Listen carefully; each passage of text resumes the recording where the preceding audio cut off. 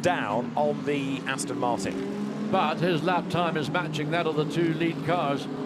So Nico Müller, as you saw as he came through Blanche, he certainly had the car moving, and sort of nothing left on the table in terms of performance for the German up the hill in behind now the leading Pro-Am car, Michael Müller. For the moment, Christopher Mies is behind the wheel of the number 66 Audi, so finally driver and transponder agree, and Christopher Mies illustrating his ability. 5th place, okay, he's a few laps down now, 3 laps down on the leader, but for that car having been tiptoeing round, losing a lap on slicks in the wet earlier on in the race, it's been a mighty recovery from that. But the Attempto car with Christopher Mies's experience, it might not be quite a race-winning combination, but it's been a good run, and still with an hour to go, you never know what might happen ahead. Absolutely, I mean, it could turn wet. Just be careful on the exit coming out of Blanchimont. Christopher Mies using the racetrack and a little bit more, so you don't get another penalty for track limit abuses. So in 5th place, waiting to see how far he is behind the sister car of Nico Müller, as Nick Tandy driving with heavily blistered hands, and very unpleasant experience it is because you need to hold on to that steering wheel. So maybe he's been able to get some bandaging to soften or ease the discomfort. There's rain forecast within the next 20 minutes, I understand, so just as the sun is breaking through and the road is getting drier and faster, looks like we might be on for rain. And it's the kind of rain that would mean you'd need to pit for wet. You wouldn't be able to brave it out. Such is the expected deluge that's coming. And that, if it comes suddenly, it could be very difficult for anybody on the racetrack at the wrong place at the wrong time, because when it does turn the taps on here, it is biblical. So up the hill heads Nick Tandy.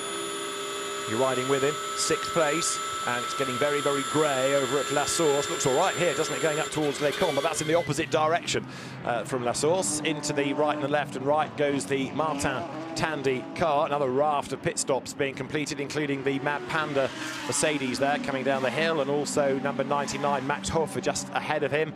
222 Lars Kern has taken over the blue Porsche that you see there, and the Mad Panda Mercedes is still leading in the Silver Cup, although after the pit stop will fall back, will it not, behind 159 Valentin Asclot? Yes, it will. So Rick Brokers takes it over. It led when it came in, it's second as it goes out, but the battle is still on between the Aston Martin and the Mercedes, and this is one of those seesaw battles, depending on who pits when, for who's got the class lead. It's going to go right down to the wire.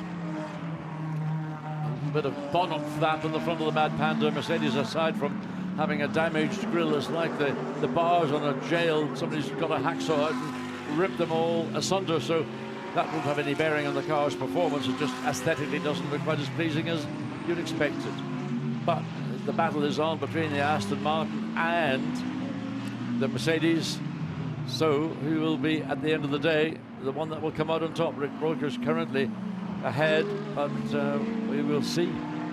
So through the piff-paff goes 51 Ferrari. The Audi ahead, that's the now Patrick Niederhauser-driven car. Way up the curb, Niederhauser, Winkelhock and Haase, the drivers. That's half a minute ahead of the McLaren of Jota, with Ben Barnicoat at the helm at the moment.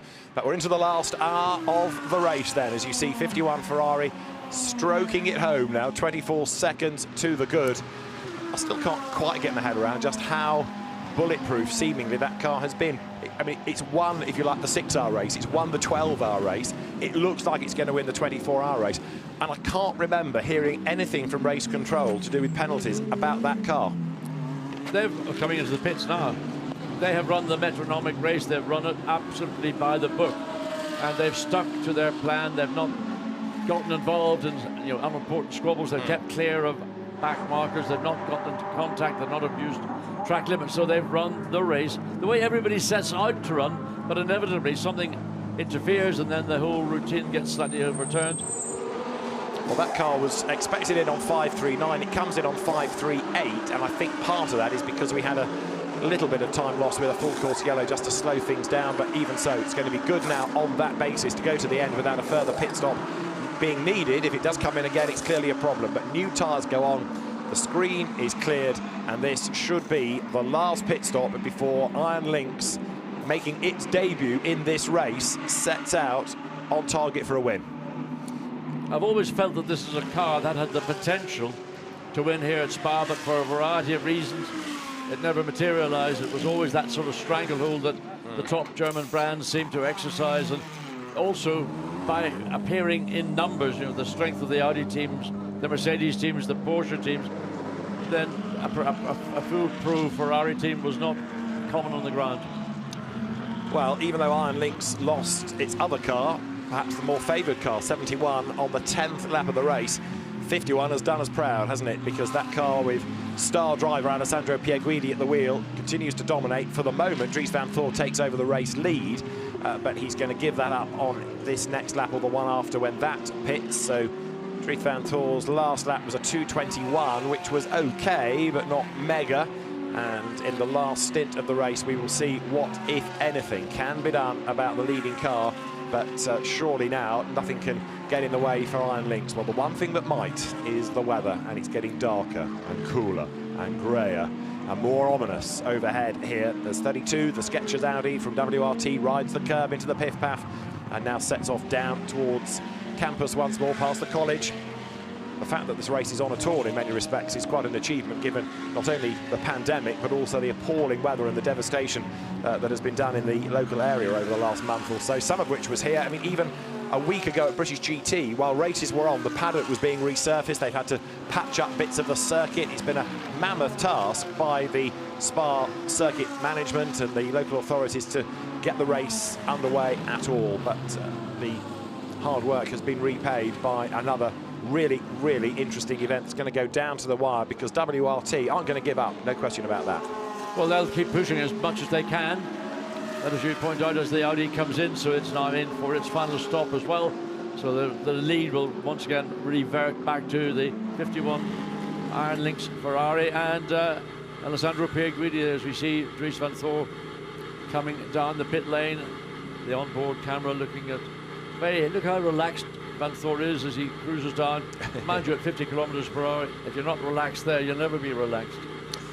Just a quick rummage through stewards' bulletins reminds me that the Iron Lynx team is not quite as saintly as I've been making out. There was a refuelling violation that got them a drive-through penalty, but in terms of track limits, let me rephrase it then, I can't think of many things that they have done wrong.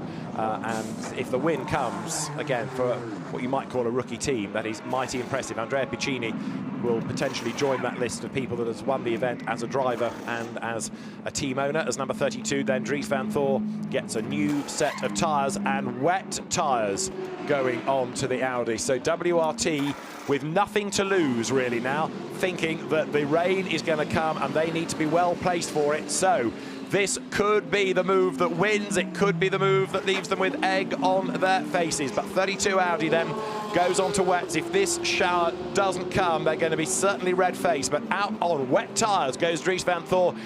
This could be the move of the race. It's not going to be a shower, it's going to be a deluge. And that's the reason why WRT have opted to take a high-risk strategy by putting the Audi on a set of full wet weather tyres, and even on an outlap on a set of tyres when the racetrack is not, as you can see coming down into Eau Rouge, it is bone dry. I mean, that is rolling the dice. I mean, I was shocked when I saw the wet weather tyre going on, but there is weather coming in and it is looking extremely threatening. So whether they'll get one lap as the car rolls down the hill now on those wet weather Pirelli tyres, the brand new tyre, and the wind is beginning to pick up likewise in the pit lane. So here we are, let's wait and see the guys. Look, WRT. That's the rain I'll tell you what, if you don't win the race, you'll regret doing that. Well, has that rain dance worked? The rain is on its way, certainly, but imminent, I think, might be the answer. The wind's picking up, which always indicates that there is rain coming, and it is getting darker, and I'm not sure it isn't already raining on the pit lane. It's hard to see out of the... I think there is rain coming down on the pit lane. There is rain falling on the pit lane. Yeah. As I'm sitting here in my commentary position, as they say. It's starting to rain in the pits. The wind has picked up, and when the rain comes, it is expected to stay to the end of the race. This could be local knowledge shining through for WRT. The rain is coming. 50 minutes to go at Spa, and the weather conditions are changing as we build up to the end of the race. The rain is falling at Spa. 50 minutes of the race to go. The leader has gone on to slicks, and the second place car has gone on to wets, and the rain is getting heavy. The rain is coming down. That is the car that's on slick tyres. The Iron Lynx Ferrari with under an hour to go, tiptoes round. Is it going to bail? Is it going to stay out? What weather information does the Italian team have at its disposal? They would be sitting beside WRT. They would have understood what they've done. They didn't do it just because it was a roll of the dice. They did it because they understood the weather. They've got to see, I suspect, that the Porsche comes in. Ferrari, no! Oh. Alessandro Pierguidi has decided to brave it out. That is a massive roll of the dice. Everybody's rolling the dice here. It's like being in Las Vegas. That is a big risk, well, that capital risk, isn't it? Underlined in red ink. That car tiptoes on, but it's going to be losing masses of time to the wet shod Audi. Wait and see how quickly the first flying lap is for Dries Van Thor vis-a-vis the current lap, or the lap that we're now watching. There's the Audi coming up. You can see running at race speed on those wet weather tyres, a plume like a powerboat behind it over the curb. He can run the curbs. He's on the wet weather tyre. Question is, can he get the lead on this lap? So here, look, the spray, there's water aplenty off the road. It is absolutely hooning it down like we've been expecting all weekend. So the gap is 39 seconds, but we'll only start to see what it's going to be like at the end of the first sector. But that car's on wets and it's chasing one on slicks, and life for Pierguidi is getting awful, and Iron Lynx are ready for it to come in. Absolutely, they need to be. But what I would ask is, if this rain continues at the weight that it is falling, is there any prospect that we could see a full course yellow being introduced? Quite simply because the amount of rain on the racetrack might be considered to be too much to allow these cars to race safely, even if they are on wet weather tyres. Good point. One for race control to think about. You could cynically say it's down to a driver's right foot, and there is drama now. That might change things completely, because off the road has gone 9-11, and more of them on slick tyres arrive. 3-4 cars involved. Now potentially full course yellow will come. And look, there's another car off the road there heading towards the barrier. The 50 Mercedes slews sideways. There's another Ferrari pirouetting. The yellow flags wave, and Alain Adam is going to have to make a call in a moment. The yellow flags are there, and cars get away from the scene of the crime, diving for the pit lane. Well, the road clears itself. Everybody's got the chance to back off, except another Mercedes spins into the stop chicane. The drivers have the ability, and the teams will be shouting on the radio, go slow, and that's the leader who's barely going to make the corner. Pierguidi tiptoes around. He just gets away with it. That's the pit lane shot. Look how wet it is, but they're all coming in for wet tyres. So right now, Dries Van Thor on wets is in the box seat here at Spa. The rain is torrential. The leading car is on slicks. The pit lane is a hive of activity. And here, Alessandro Pierguidi struggling to keep the car in a straight line. It looks like the dead of night coming up towards Blanchimont. We could run quicker than this. The car is having a hellish lap in the wet. It's as if the car has got 4 water skis on it. It isn't in contact with the tarmac. It is virtually running on the film of water between the tarmac and the car's tires. He's made it through Blanchimont. How he has managed this, amazing ability. Maybe an error of judgment in staying out that one additional lap. As there we see Dries Van Thor, who is on those wet weather tyres. We queried the decision of WRT to do this, but they had the weather app. Look, bring that car in now. There must be at least an inch of water. Look, the puddles as well. I've always wanted to cover powerboat racing. Here it is then. So in paddles the Ferrari, and Iron Lynx looks as though it is going to be denied because of the weather, and you can never rule out WRT. There is Van Thor. Look at the way the gap had come down anyway, but now the Audi is going to get the race lead, and this has got to be an absolutely electric pit stop from Iron Lynx, but the weather looks like it's going to thwart them of a chance of a win. Can you believe it? I mean, what are they putting on? I can't see it. There's got to be wet weather tyres. They are. If they'd have pitted a lap later, could have been a different story. Absolutely, but I mean, the fact that WRT did what they did at the time, and then the team did their little rain dance. But even now, a car on wet weather tyres coming down the hill as Dries Van Thor is doing, there is no guarantee that the wet weather tyre is going to be sufficiently good to clear the level of water, particularly the riverlets that be running down at Eau Rouge. Watch what happens to Dries Van Thor. The car, you can see it moving around as he catches those floods of water running diagonally across the racetrack. But Dries Van Thor takes over the lead of the race, and by some margin. Just driving through the pit lane alone is 72 seconds, never mind the tyre stop. And that car losing traction in a straight line. That is the Barwell Lamborghini. That was a good save by Sandy Mitchell. The Scottish driver managed to catch that as he was running down the hill, got a bit of standing water, and it suddenly got lively, and inevitably there are teams shouting for a red flag because it's not safe, but the race director will be mindful that those that want a red flag are those that probably lead their class. The danger. Oh, the Ferrari has hit the barrier. And is that on the, is it just off the racetrack? Oh, well, that car will have to be moved, so this may well see a full course yellow because it's in a dangerous position. That was 33 Benji Highties. So you've got some teams saying it's not safe, everybody paddling round. Yeah, it is pretty horrible out there, but surely you match your pace for the conditions, don't you? Or am I being flippant and naive in saying that? Well, I'm assuming that everybody has come into the pits and put on a set of wet weather tyres. I'm not persuaded that it is the case. Full course yellow in 10 seconds. That was on up the run up the Camel Straight. 4, 3, 2, 1. Full course yellow. Full course yellow is called for. That's because of the car in a dangerous place more than the conditions. You might argue the conditions have been the catalyst for the car being off the road, but it's not just the rain that has triggered this. It is a car stranded on the circuit, and of course if anybody else were to hit that, then we'd be in real trouble.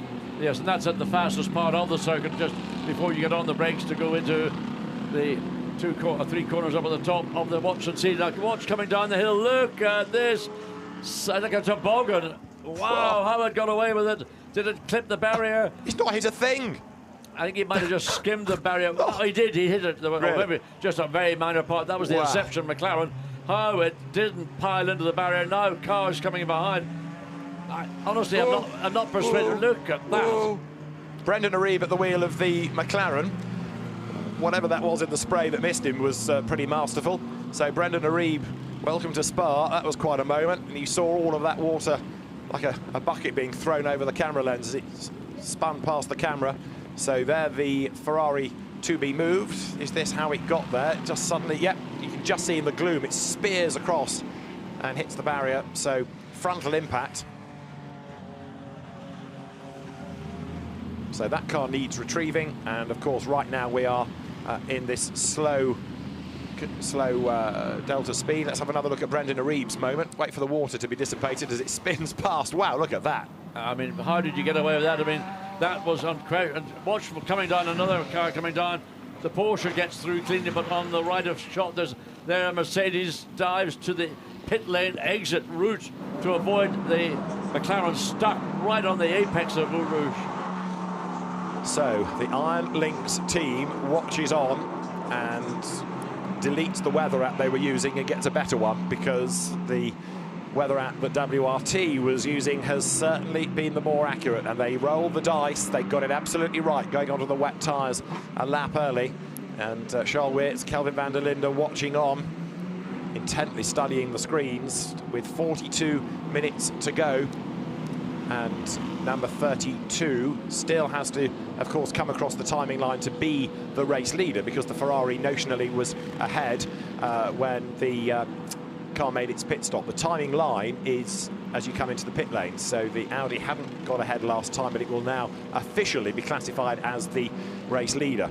So had the race been red flagged, it wouldn't have done any good for the Audi whatsoever, but it comes over the line now, and as it breaks the timing beam officially now, we've got 32 as the race leader. And a big round of applause from WRT. Well, it was either going to be egg on face or champagne spray at the end of the 24 hours, and right now you have to say the champagne is the favourite. It's on ice, isn't it? It's getting ready. So they're splashing out of La Source is Dries Van Thor. So after all the effort of Iron Lynx and the Ferrari, the weather puts Audi ahead. Well, we've been talking about the rain it might be coming, it might be coming. It's teased us, but it's arrived with a vengeance. Oh, that was wicked. I mean, the rainfall came very suddenly, heavily, and caught out so many cars, particularly coming up into those final 2 turns.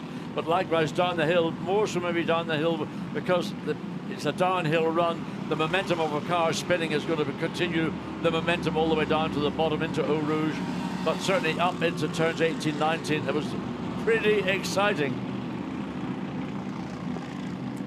This is going to take probably the best part of a further 5 minutes to fully clear the Ferrari away, get the recovery vehicles safely behind the barriers, and then continue, I suspect. I'm not sure for how long, but certainly the rain's still falling, maybe not quite so viciously as it did at the very beginning of this cloudburst.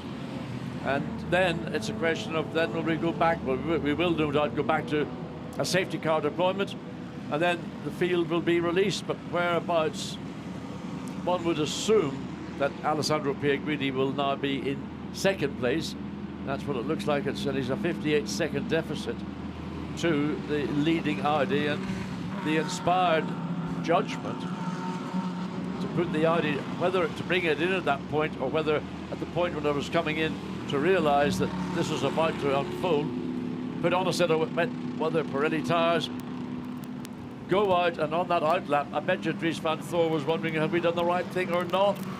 He'll be saying, genius, who's the genius?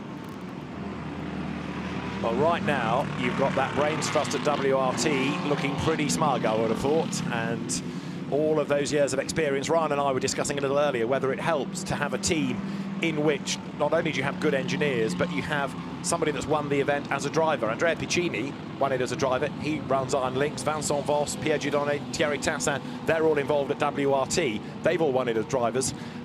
Does it help to be able to look at it from both sides, engineers as well as drivers? Possibly so, but certainly knowing what the weather does here and what it can do, and having the best meteorological predictor going, has stood Dries van Thor and WRT in very good stead. So the clock ticks on down, remember, while we have this full course yellow period, and the rain has eased a bit, but it's still coming down. It has eased a little bit, but it's still, one might say, pretty heavy.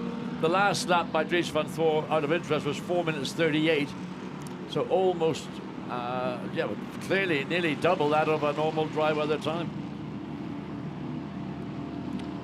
So potentially the one mistake that Iron Lynx has made all race, which is not to have gone onto wet tyres, not to try and second guess the weather, might be what loses them the race. But we've still got 40 minutes to go, just under.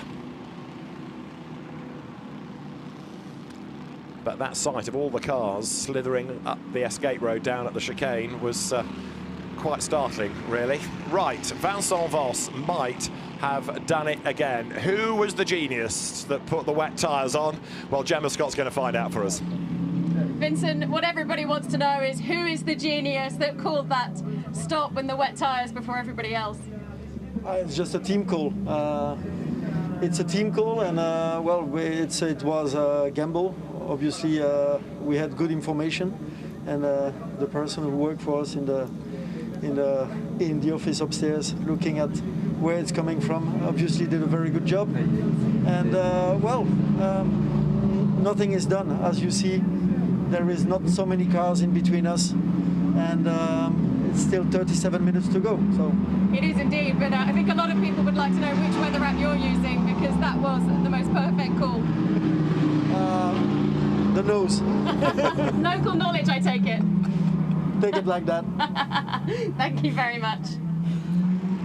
Well, WRT has been without wins here for a little bit too long, and maybe it was all this, never mind apps or technology. Good old-fashioned rain delves, that's what did it. Well, they've got it right, and credit to the team and to the genius, I'm sure that's going to be his new pet team name, who made that decision and said to the team, you must now, at this stop, fit a set of wet weather tyres, because it is coming in, it's going to be massive, it's going to be absolutely horrendous, and anybody who is on slicks, if they start a lap when the rain begins, they might be struggling to finish the lap, and that was the case for many drivers. In the Silver Cup, Rick Brokers still leads for Mad Panda, and he is a lap up on Valentin Asclot at the moment. So the Garage 59 Aston Martin still second, still pushing for VHC, Valentin Asclot, but he needs to be able to unlap himself before the charge. So I think second is going to be as good as it gets for the Aston, unless the Panda doesn't like the rain and goes back into its cage. So downhill goes the race-leading car, and there is Dries van Thor at the wheel of it. And now, of course, he's assessing the conditions all the time, isn't he? Second place, Ferrari comes up the incline up into La Source, and I can't begin to imagine what the thoughts are in the mind of Alessandro Pierguidi, who was looking to a famous victory here for Ferrari, but now is faced with the reality. Look at the Iron Lynx Ferrari team members. You can see they're just looking disconsolate that all the work that they've done, they've been such a fantastic unit all the way through, and then something as fundamental as rain. And okay, we all know it rains in Spa. We know that over the last month we've had horrendous flooding in the general location here in Germany, in the Eifel Mountains, here in Belgium and the Ardennes. Villages have been absolutely trashed. Now there is the Safety car procedure, safety car procedure. There's the soggy Panda. Rick Broker's got the class lead back when 159 Aston Martin had to come in for tyres, so they'd done their last pit stops, but then on different laps had to come back in and sort out the tyres. So that's put number 90 back into the lead of the class, and the safety car, as you heard from the race director, has now been deployed, so that gathers them all up, and then we'll be ready for the restart. And as in the UK it's a touring car weekend, I feel I'm able to say safety cars breed safety cars, because you're going to get them all in a line on a wet road and let them loose with just over half an hour to go. There is the number 90 Mad Panda Mercedes. Look at the spray that's being generated. Now that the cars go quicker, you see and get a better appreciation of the water that's on the road. I mean, there is still a load of water on the road. It's a lot better than it was maybe 10 minutes ago. But as you point out, when everybody gets concertinaed in that safety car line, then it's going to be a complete whiteout for the drivers behind the lead cars. Visibility is going to be very difficult unless you're Dries van Thor at the head of it. You're the pioneer on the track cut level, but you are with visibility. Dries van Thor then will lead them away. He will have the best of the visibility, but he'll have to be the driver that assesses track conditions corner by corner on that lap and push. And he's got something like, at the moment, a minute, give or take, in hand. But under the safety car, that will be reduced. How many cars between the top two? Vincent Boss was suggesting it wasn't very many when Gemma spoke to him, but we'll have a look in a moment. Just count. I reckon it's only about 2 or 3. But David, look at the spray. Cars running at a little over, they're now up beyond the 50 kilometers per hour. They're maybe doing 90 or 100 kilometers per hour. But the amount of spray when you get a group of cars together on the Kemmel Straight, it's tree-lined. The spray has nowhere to go. It just goes up and then it hovers, then it falls down from where it had risen. So it is, I mean, a really, really difficult situation for the competitors remaining. We've got 35 in effect running. Maxi Book is also back up, but he's so many laps, he's 148 laps behind. So it is in effect a 35 car field with one running and just going through the motions. So coming down the hill, the main thing for me is, aside from clearly the very difficult spray, will be, are there any areas on the track where there's standing water? There's a little bit there on the exit of Blanchimont, but it's offline, so hopefully drivers won't be straying. You get water here as they come up into turns 18 and 19. You can see the camber in the road. It forces the water to run diagonally across the racetrack. That was why we had a number of cars going off at that point in the circuit, albeit they were on slick tyres. So again, it's a little bit of local knowledge and understanding of how the drainage on Spa actually operates. And again, you can congratulate WRT and the Brains Trust on the pit wall for reading this absolutely right, as over the line comes the safety car. Now, how many laps before they're released? I mean, certainly, although the rain is still with us, it is much lighter rain than it was a few minutes ago, but the circuit is soaking. That's the biggest problem now. Circuit soaking, track in places still has got a level of standing Safety water. car in this lap. Safety car in this lap, so we're all set to go. How exciting. Look at Dries van Thor running behind the safety car. He will be on his toes when it comes to the safety car coming up the hill into turn 18 and 19. It will then be in the control of the young Belgian driver to take this race back for the remaining 30 minutes. And can he win a historic win? Well, this could be a mega fight to the end, couldn't it? We are looking at the last half an hour of the race. So you've had all of this to get us to this point. 30 minutes on the clock. Safety car in at the end of this lap, is what he said. And we will be ready to go very shortly indeed. Up to Les Combes, they come. This is the view. We've got half an hour to go in the Total Energies 24 Hours of Spa. The safety car will be in this time. We've got a dash to the flag on a soaking wet circuit. There's a battle for the lead and a battle 4th and 5th, Nico Müller and Nick Tandy. This reminds me of 2019 and probably 2020, Kyalami 9 Hours, when they have cloud bursts very similar, and you've got the same situation. Lack of visibility once the race gets underway. And the question is this being released maybe a lap or 2 or 3 or 4 laps too quickly, or is this the perfect time, the right judgment to let this race get back underway? And although you've got a race order, Ryan Marine, it's not just about speed anymore, it's about surviving. Surviving the traffic, surviving the track. Boy, there's a whole lot at stake here as well. The pressure has ramped up to its highest point yet, with less than 30 minutes to go. And the order, thanks to this sequence of events, has been inverted for the first time in some time. We see the 51 as the chaser, not the chased. It's going to be fascinating, isn't it? 4.8 seconds with a bit of traffic in between as well on the restart. 29 minutes to go. We'll have to work out what a fully wet flying lap time is going to be, but this is going to take us to the end of the race with high drama. The other issue the drivers further in the field are going to face is literally disorientation, because they will suddenly find it's like flying a helicopter in cloud. You end up not knowing whether you're upside down, on your side, or flying correctly. Disorientation occurs very, very quickly indeed, and it's horrible, it's frightening. Well, there is Vincent Voss, who takes a big breath, puts his mask back on, and hopes that 28.5 minutes goes very, very quickly, very, very successfully for WRT. But Dries van Thor leads the way. Bit of weaving to try to get the pressures up, to get the temperatures up. Alessandro Pierguidi runs second for Iron Lynx, and how many back markers are between the two of them? It looks like 4 cars there between the top 2. But that's not good for Pierguidi, because not only is there spray, not only is there traffic, but to do the overtaking, he is going to have to go offline where it's wetter, where it's more treacherous. So he is going to be in jeopardy. But Pierguidi will be the man green flag. on his toes as we go racing here at Spa.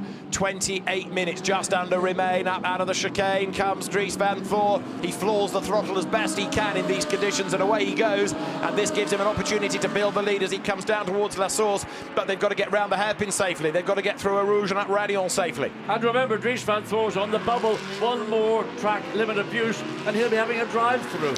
That's right, he's on 4, Pierguidi is on 3, and this is the view from number 70, Jordan Pepper, at the helm of the Inception Racing McLaren as Van Thor builds that gap downhill, finds a little bit of traction. He's okay, he gets through safely, but look at those, like Pierguidi in the spray, Ryan, it's hell on wheels. He's got to find his way, pick his way through this. How do you find your way through? Compare and contrast that to what Dries van Thor's got out his windshield. That's the perfect view. He's kicking up that spray right behind. That's obstructing the view for everyone to follow. Meanwhile, he's got a clear windshield. He has indeed, and there are battles, of course, for those lower down on different laps than the race leaders as Pierguidi gets out his periscope, tries to find a way past 27 Audi that slithers off the road. He seizes the advantage, but that was a risky move in a sense. If that Audi had slithered towards him, contact could have been there. Indeed, but he had to take his chances. A gap opened up. He was in control all the way through.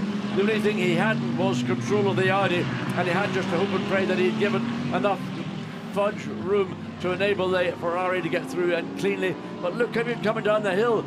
The nose of the car just weaved under the water, that's the standing water coming down into Speaker's Corner. So down through Paul they come, and it is Van Thor to Pierguidi then in the first sector. The gap had extended, of course, because one had visibility, Juan had plenty of traffic, but Vanthoor now just needs to stay ahead. Doesn't matter whether he wins by a thousandth or a minute, he just needs to win. It's been a dry spell for Audi as of late since 2017, since they've won overall at this great race. Oh, big slide there. Pierre Guidi wringing the neck of that Ferrari, John, doing everything he can, but the conditions are not favorable. I mean, these are the most difficult conditions any racing driver has to cope with. What is amazing to me is that Dries Vanthoor in the lead has not pulled an iota on the Mercedes running behind him. Now that's a car out of position, but I would have thought, because you've got the benefit of the best conditions to see where you're going, he hasn't actually been able to extend that advantage.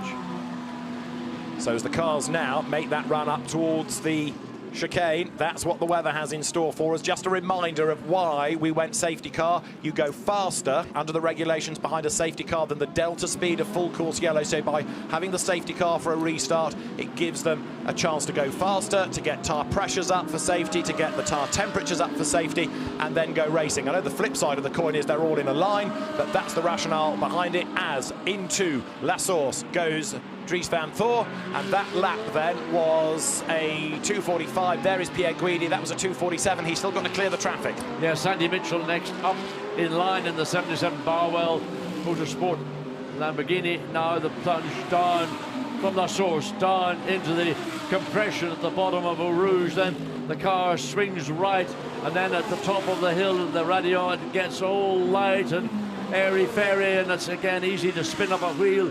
But look how close Pierre Guidi is to the back of Sandy Mitchell, right in his wheel tracks, hoping to make a move one side or the other. Goes to the left-hand side.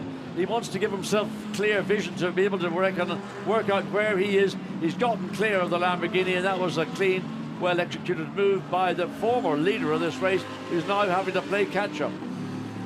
So out of Les Combes goes 51 Ferrari, but can you believe it, Ryan? After the way they've dominated the day with just under 24 minutes to go, it looks as though the weather gods drive Audis. Now that's the way it's playing out right now, but the rain has started to slacken, if not dissipate entirely, so we could be seeing the track dry out as the final 20 minutes play out, and we've seen, well, the forecast says no, so if John's saying no, that's not going to be the case. Find a forecast you like, I tell you, this is far. No, I mean, sitting where I'm sitting, it is still raining, but not as heavily as it did when this rain squall came through, and there is so much water on the racetrack. The ambient temperature has dropped by as a result of that heavy rainstorm coming in. So ambient's down, track temperature's down. There's no racing line going to appear with 23 minutes remaining, but you can see the tired tread on the wet circuit, but you're not going to see a dry line. This would be, incidentally, Audi's 8th Intercontinental GT Challenge win, 4 more than Porsche, and Kelvin van der Linde would join Christopher Haase on 4 wins, a joint record, if things stay as they are. The rain is most definitely still falling. There's a big puddle that we can see out of our window on the pit straight, and it continues to fill up. The temperature is dropping, helping to chill the beer for later on, as there, Alessandro Pierre Guidi rounds Blanchimont 5.6 seconds back at the start of the lap. He was down in Sector 1, but he was quicker in Sector 2. But Dries Vanthoor doesn't need to push or take any risks. He doesn't, but he needs not to feel too comfortable or too relaxed, because Alessandro Pierre Guidi has got nothing now to lose. He has got victory or bin it. I think fundamentally that's the rule that he will be playing out in the remaining 22 minutes. So near and yet so far, seemingly, for Iron Lynx.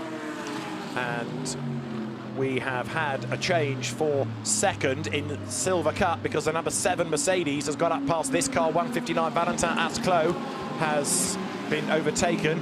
So look for the headlights in the gloom. Anything that's Mercedes shaped, there it is. So from the pit lane to now 14th overall and second in class after a change of driver on race morning, that's pretty good going. I think the team could again pat themselves in the back and say, thank you, weather, thank you, weather.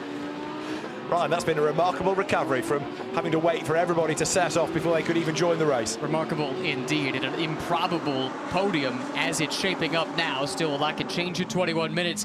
Not sure they're going to have any challenge for the Panda Express. Mad Panda Motorsports leading in that class as they have much of the race and have a pretty healthy advantage. But nevertheless, as you say, remarkable to climb through the field as they have. And we're also looking at Audi continuing its, not domination, but its winning streak within IGTC, and WRT as a team set for more victories than Santalog. So more records being set within the Intercontinental GT Challenge. 3 rounds for that this year, and of course this is the first delayed because of the pandemic. All being well, we finish at Kyalami, and there's the Indianapolis 8 hours as the next race as well. The gap is closing almost by the corner. Alessandro Pierguidi clearly quicker around the circuit than Dries van Thor. It was 4.3 seconds when they came across start-finish line at the beginning of lap 5:48. And I would not be surprised that 4.3 will be down to about 2. Absolutely right. WRT then looking for a third IGTC win right now. So the lead gap was 4.3 seconds in the first sector, down by 6/10. So Pierguidi backing up Watty's point. He's got absolutely nothing to lose. That's the live gap, and look at it, it's come down yet further. 3 seconds at that intermediate point, and then you've got the long climb all the way back up to the top of the start-finish line. There are the headlights of the Ferrari, and it is just simply traveling more quickly than the Audi is doing. So I don't know why. I noted it when this race went back to full green race conditions. I didn't think that Dries van Thor's pace was as what I would have anticipated. Now, there may be reasons why, we don't know, but it's allowing the second place Ferrari to claw back, shed loads of time. 3 seconds at that second split. Let's see what it's probably going to be about 2.5 maybe as he comes across start-finish line. 2.9. 2.9 seconds onto lap 5:49, 19.5 minutes to go. Dramatic enough for you? I think so. We'll take it. That's for sure. Pierguidi in traffic, lost some ground early on, but ever since he's been able to get out in front of that lap traffic, it's been clear sailing from here. Now that's going to be communicated to Dries van Thor in the leading Audi. They'll be telling him, Pierguidi is coming. You need to push, push, push. Find that little bit extra if it is out there. Maybe it is, maybe it isn't, but he's got to find out. Big tank slapper for the Ferrari just on the exit of the top of radio. The back snapped. I think he might have caught the demarcation white line at the side of the racetrack. And that was a heart-in-the-mouth moment for the Italian. End of the first sector, Audi goes through, Ferrari goes through, 2/10 pullback. So even with that Code Brown moment for Pierguidi, he is not giving up. He is still trying. And like you said, John, he's got nothing to lose here. It's a smaller trophy for second place. You want the big one, or you might as well have the repair bill. Well, unfortunately, that probably might be the case. But Alessandro Pierguidi, if he's ever driving in a manner which is almost superhuman, we're seeing this right now in front of us.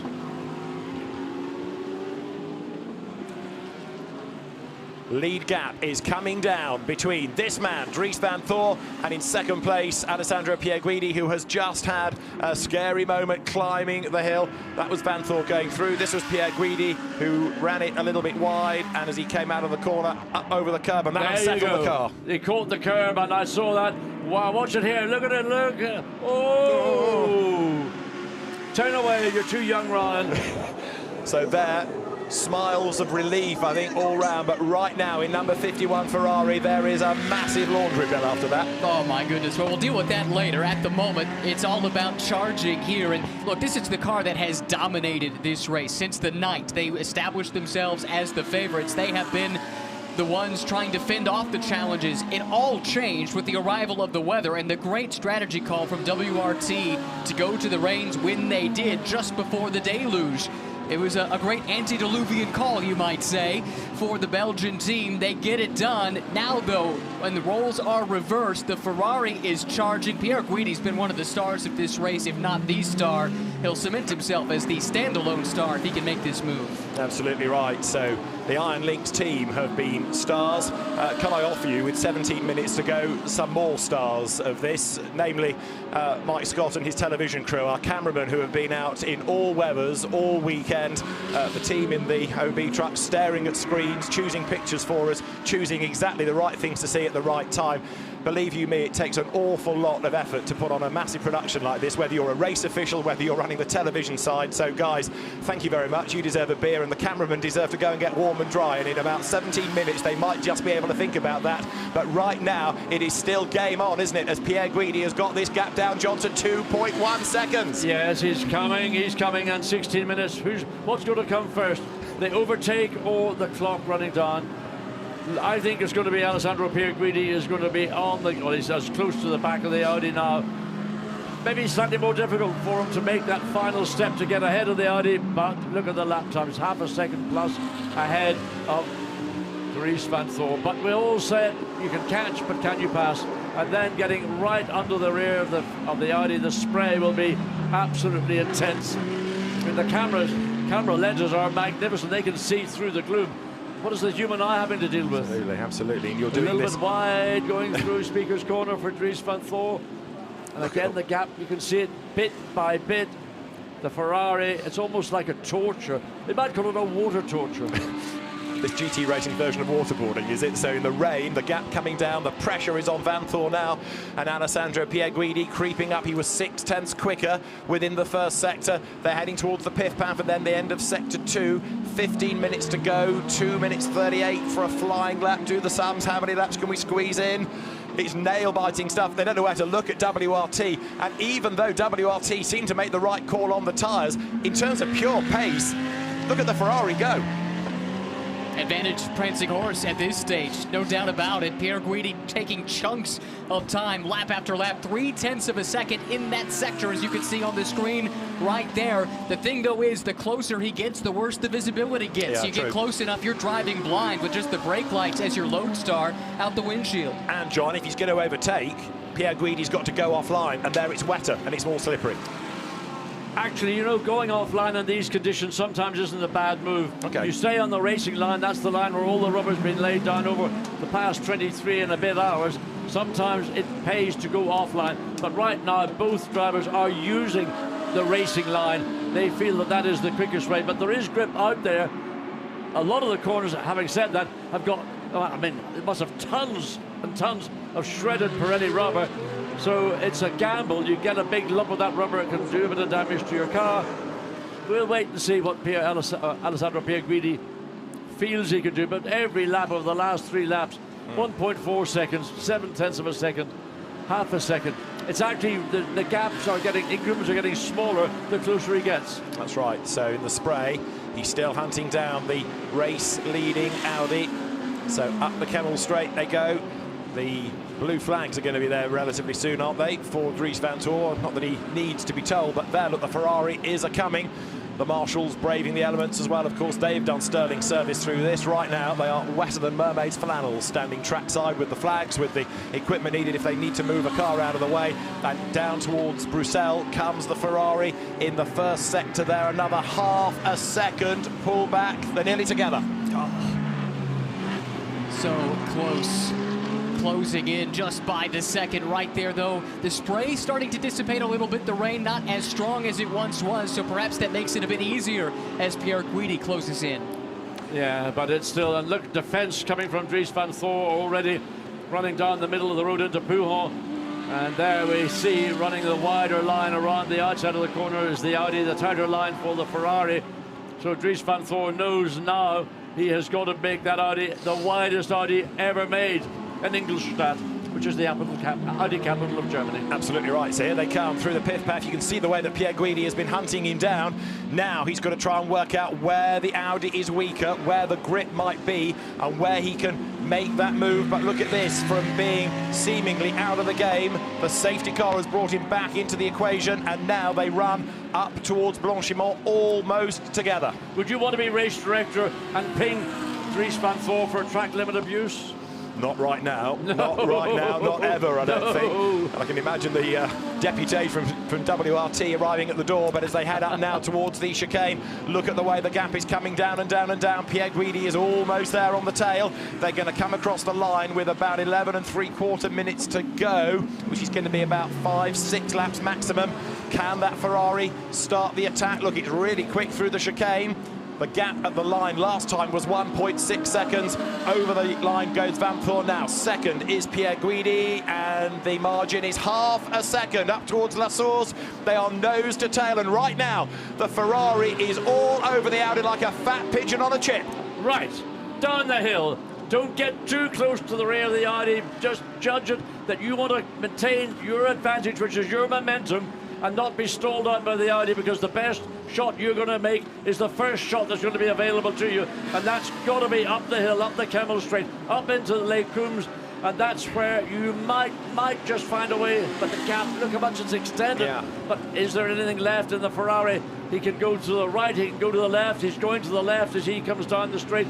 Dries van Thor hugs the middle line, but up the inside there was a little sniff.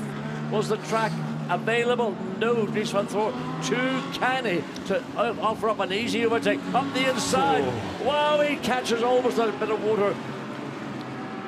Heart in mouth in the car and in the box at that moment. I thought Pierre Guidi was about to make contact with the Audi. This could, give Marco Sorensen the win if they got really close together. But Dries van Thor defends now. The Audi looks strong up the hill, but the Ferrari looks really good downhill. So is this the opportunity? The move perhaps starts to be made down towards Pouin. Van Thor takes a different line at this corner, doesn't he? He always seems to go much deeper, looking for traction. Does he stretch the advantage? Well, he's still coming out ahead only by a couple of lengths. In the drive, we saw a Race Vision by AWS graphic that said the Audi was the best in terms of speed through that corner, but it's a different ballgame right now when we've got this much wetness on the surface.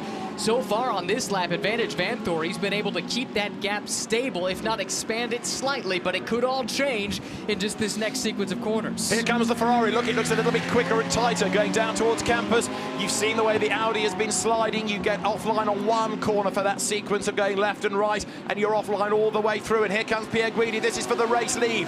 We've been racing since 4:30 yesterday. 9.5 minutes to go, side by side. On the outside line is the Ferrari, and Pierre Guidi's going to do it. Right round the outside, he's got the drive, he's got the momentum, and he's got the bravery. Alessandro Pierre Guidi leads at Spa. Fantastic move.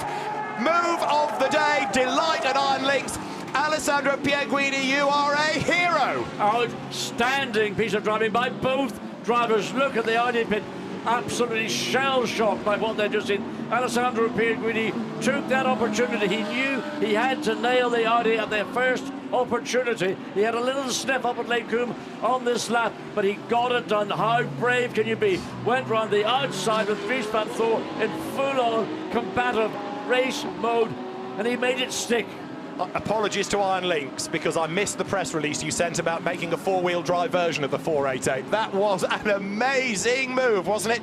And Ryan, not only has he done it on the outside, he is pulling away. He has set sail appropriately in weather like this. Let's take a look at it again. Talk about respect between two drivers to make this work. Yeah, this was tough because on the inside, Van Thor had the initial advantage, but around the long way around the outside, to some degree, Van Thor realised that Pierre Guidi wasn't going to give up, and he maybe had to back out of it a little bit to ensure that there wasn't contact between the two cars. With a move like that, I know Iron Links has dominated the bulk of the race, but with a move like that, you cannot argue if this car hangs on to win.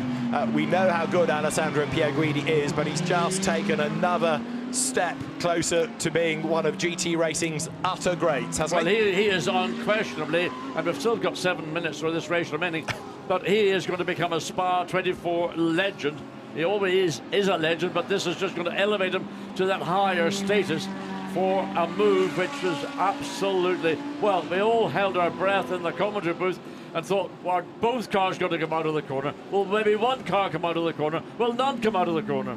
Do you know what the best bit, Ryan, is? Next year, when I say to John, tell your Alessandro Pierre Guidi story, it'll be about going round the outside for the lead. It won't be about the top of Radion. There are two stories to tell. There's the one that was the unfortunate one, and the one which is the one we're seeing right now, which, with 7 minutes to go, what, we're going to do another, maybe 2 and a bit, 3 lap. Well, this lap and probably 2 more. I think so.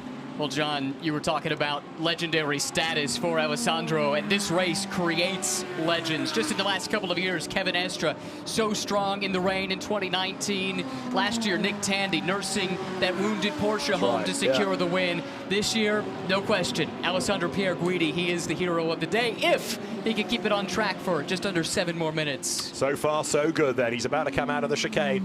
And imagine what Dries van Thor must be feeling, thinking he had the race in his back pocket, and now staring again at the Ferrari that is getting away up the road.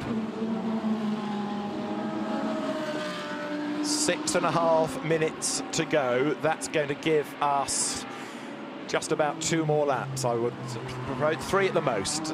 Anyway, out of La Source goes Dries van Tor.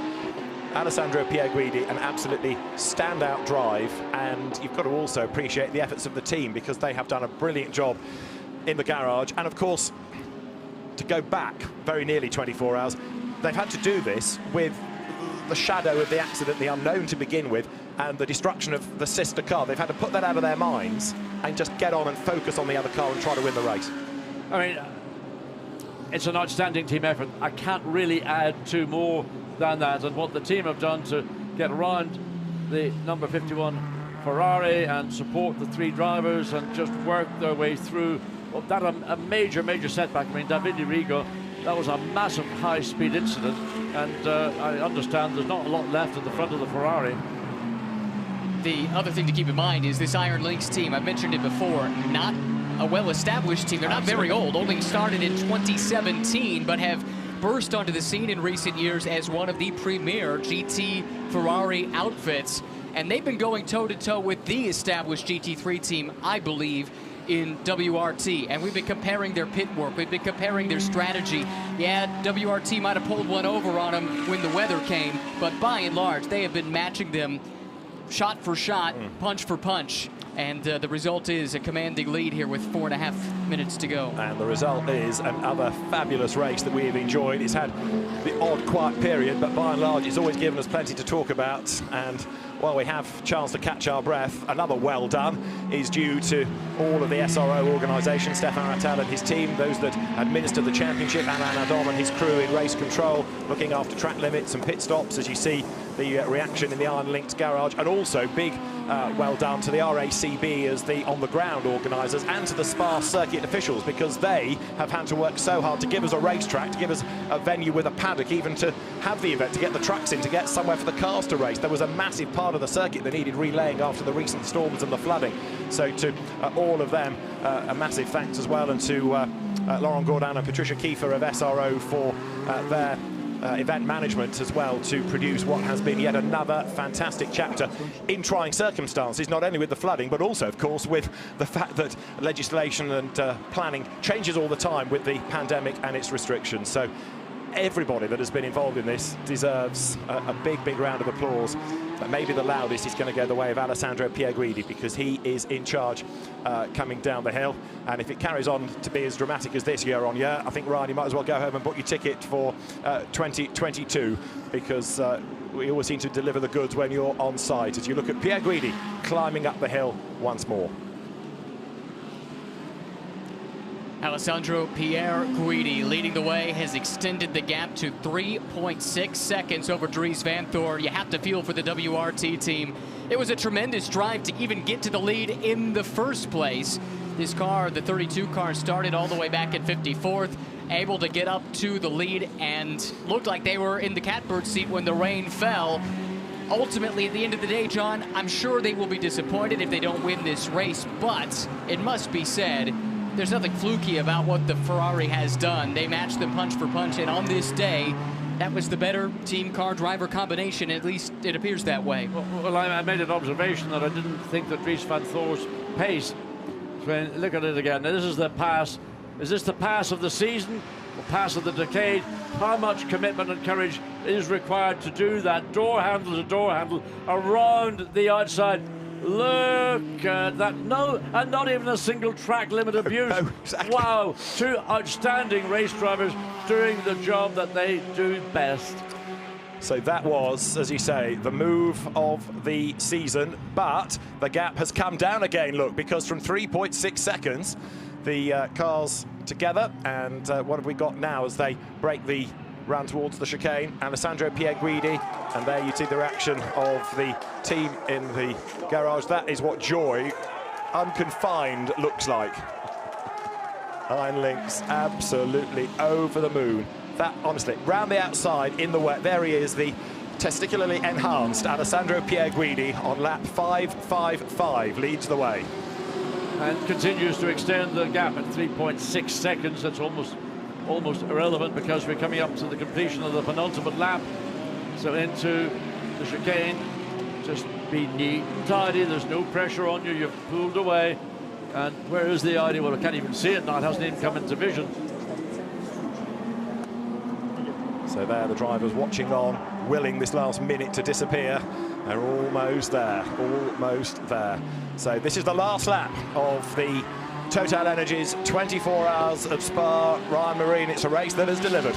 It has, from start to finish. We did have the slight delay with the big crash at the beginning. Happy that it was a relatively good outcome given the circumstances. And since then, the battle just has not let up. And that's true across several different classes. We've been focused here for the overall lead, but up and down this field, everywhere you look, there was something to draw your attention, something to fascinate, something to entertain.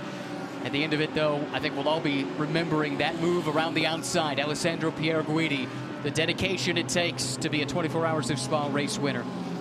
John, we know he's good, but blimey, we'll talk about that move for days, years to come. Very much so, but I think it just goes to prove the value of having a sprinkler system around a racetrack to turn it on, 20 minutes to go, turn the result on its head, and all of a sudden, we've not seen a single other race car since these two got toe-to-toe to battle for the victory. 13 seconds of the race officially, and this is going to be what a sweet...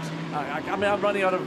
I can't express how happy this Iron Lynx team must be, how the satisfaction that Alessandro Pierguidi must feel for having done such a remarkable, amazing job, particularly taking his heart in his mouth to go around the outside of Dries Van Thor through Blanchimont. That is legend. And Dries Van Thor must be as crushed as an empty tin can after that amazing effort to get the race lead and to be passed like that. I mean, Dries didn't roll over and let him by, did he? He made it as hard as he possibly could, hard but fair. And yet the Iron Lynx Ferrari then is about to emerge from the right-hander of the Paul Frère. We started at Monza. It was a Porsche victory. We went to Paul Ricard in the Endurance Cup of GT World Challenge Europe, and it was a Porsche win. And it's going to be another celebrated sports car brand of Ferrari that will come through to score the race win here. Côme Ledegar, Nicholas Nielsen, Alessandro Pierguidi, all first-time winners. The first Ferrari win since 2004, the biggest win for Iron Lynx as a team. Its first GT World Challenge Endurance Cup win. Its first Intercontinental GT Challenge win.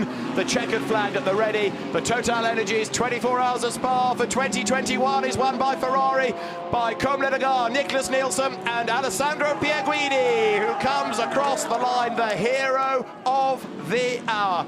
An outstanding drive, an outstanding team effort. Dries Van Thor comes through second. The gap at the flag, 3.9 seconds, so near and yet so far. And it is joy unconfined, isn't it, in the Iron Lynx pit bunker. What a race.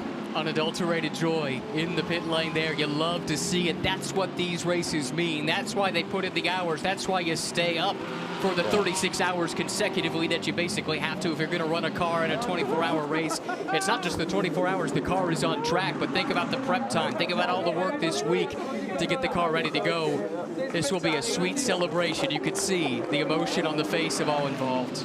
And that realization of what has been achieved is just about sinking in, and the FFF racing team, the first on the team's messaging system to congratulate the Iron Lynx squad as the winners. Now, it's another good day for Ferrari in Pro-Am, because let's count the other ones home. 16th overall for AF Corsa, Pro-Am victory for Ferrari. Miguel Molina will bring it home. This is the car that Matt Griffin, Duncan Cameron and Rino Mastronardi share. You've also got 52, Alessio Rivera for AF Corsa set for second. It's going to be a Ferrari 1-2 within the Pro-Am class, but there is number 53. So Molina, Cameron, Griffin and Mastronardi take the Pro-Am victory, and the Silver Cup win behind is going to go to the Mad Panda Mercedes. Couple of cars back in the gloom. Rick Brokers, Patrick Cuellar, Ezequiel Perez Companc and the fourth driver, Ricardo Sanchez, celebrate a Silver Cup win and 11th place overall. Number 7 Mercedes and Marvin Dienst at the wheel. Second, Valentin Asclot for Garage 59. Third in silver.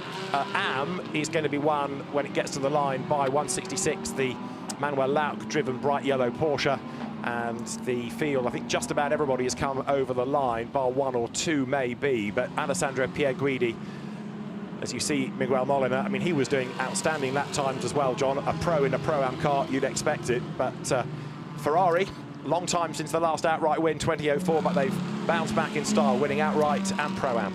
The Ferrari worked peerlessly in dry weather conditions, it worked peerlessly in wet weather conditions. The car is the product that the racing drivers, particularly in the 51 winning car, the car worked with the driver. The driver didn't have to fight the car. He wasn't struggling with a recalcitrant chassis or a nervy, twitchy car. That's why we saw Alessandro Pierguidi able to run down Dries Van Thorn, the Audi, and then able to make that amazing overtake around the outside of Blanchimont. The car was a major, major part of why Alessandro Pierguidi was able to carry that move out. Well, Alessandro Pierguidi must be one of the heroes of the hour, but we've had some great drives elsewhere, such as Rick Brokers bringing the soggy Panda, the Mad Panda Motorsport Mercedes, through to a class win. And quite often that car suffers bad luck, but Helvete's got a little bit of damage. It kept out of trouble in that race. The marshals there, as is the tradition, waving all the different flags to celebrate the cars making it home. And well done to all of them for being out in all weathers and making the event possible. Without them, we just could not run. So our thanks to all of the volunteer officials here for outstanding service yet again. So Ferrari wins from Audi, from Aston Martin, from Audi, from Porsche, from Audi, from McLaren, from Lamborghini, from Audi, from Mercedes, your top 10.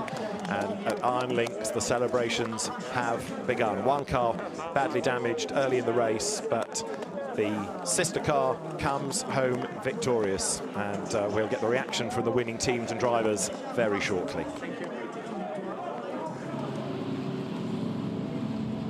So, to the Parc Fermé, the drivers will come.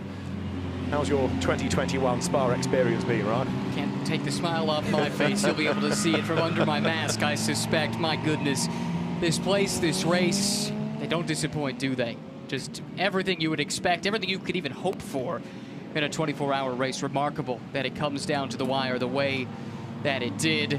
Can't wait to hear the reaction from our race winners. Speaking from experience, there's nothing quite like a victory lane interview in a major race that means so much, especially one that came down to the wire the way this one did. There'll be a lot of unbridled emotion, I have no doubt.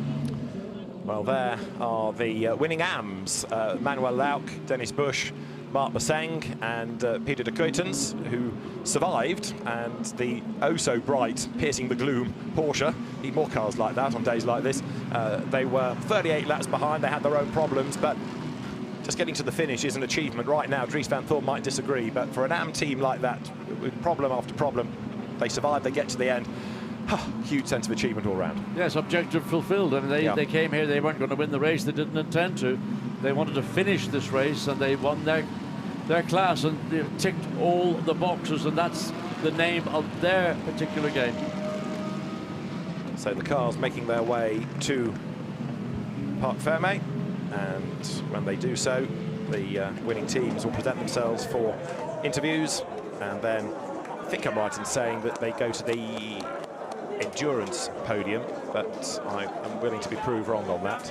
But tradition dictates that we normally get the winners onto the podium opposite Eau Rouge, and you can see now that the excitement had kicked in at Iron Links. Great scenes, great scenes. I mean, how emotional can you be? I mean, the highs and lows, the fact that the realization when Audi came in and put the wet set of tyres on, the look of despondency in the face of the Iron Links team, believing that they'd done all the hard yards, and then in the final 20 minutes was going to be robbed, a victory robbed from them, and then a stellar last 20 minutes or so by Alessandro Pierguidi.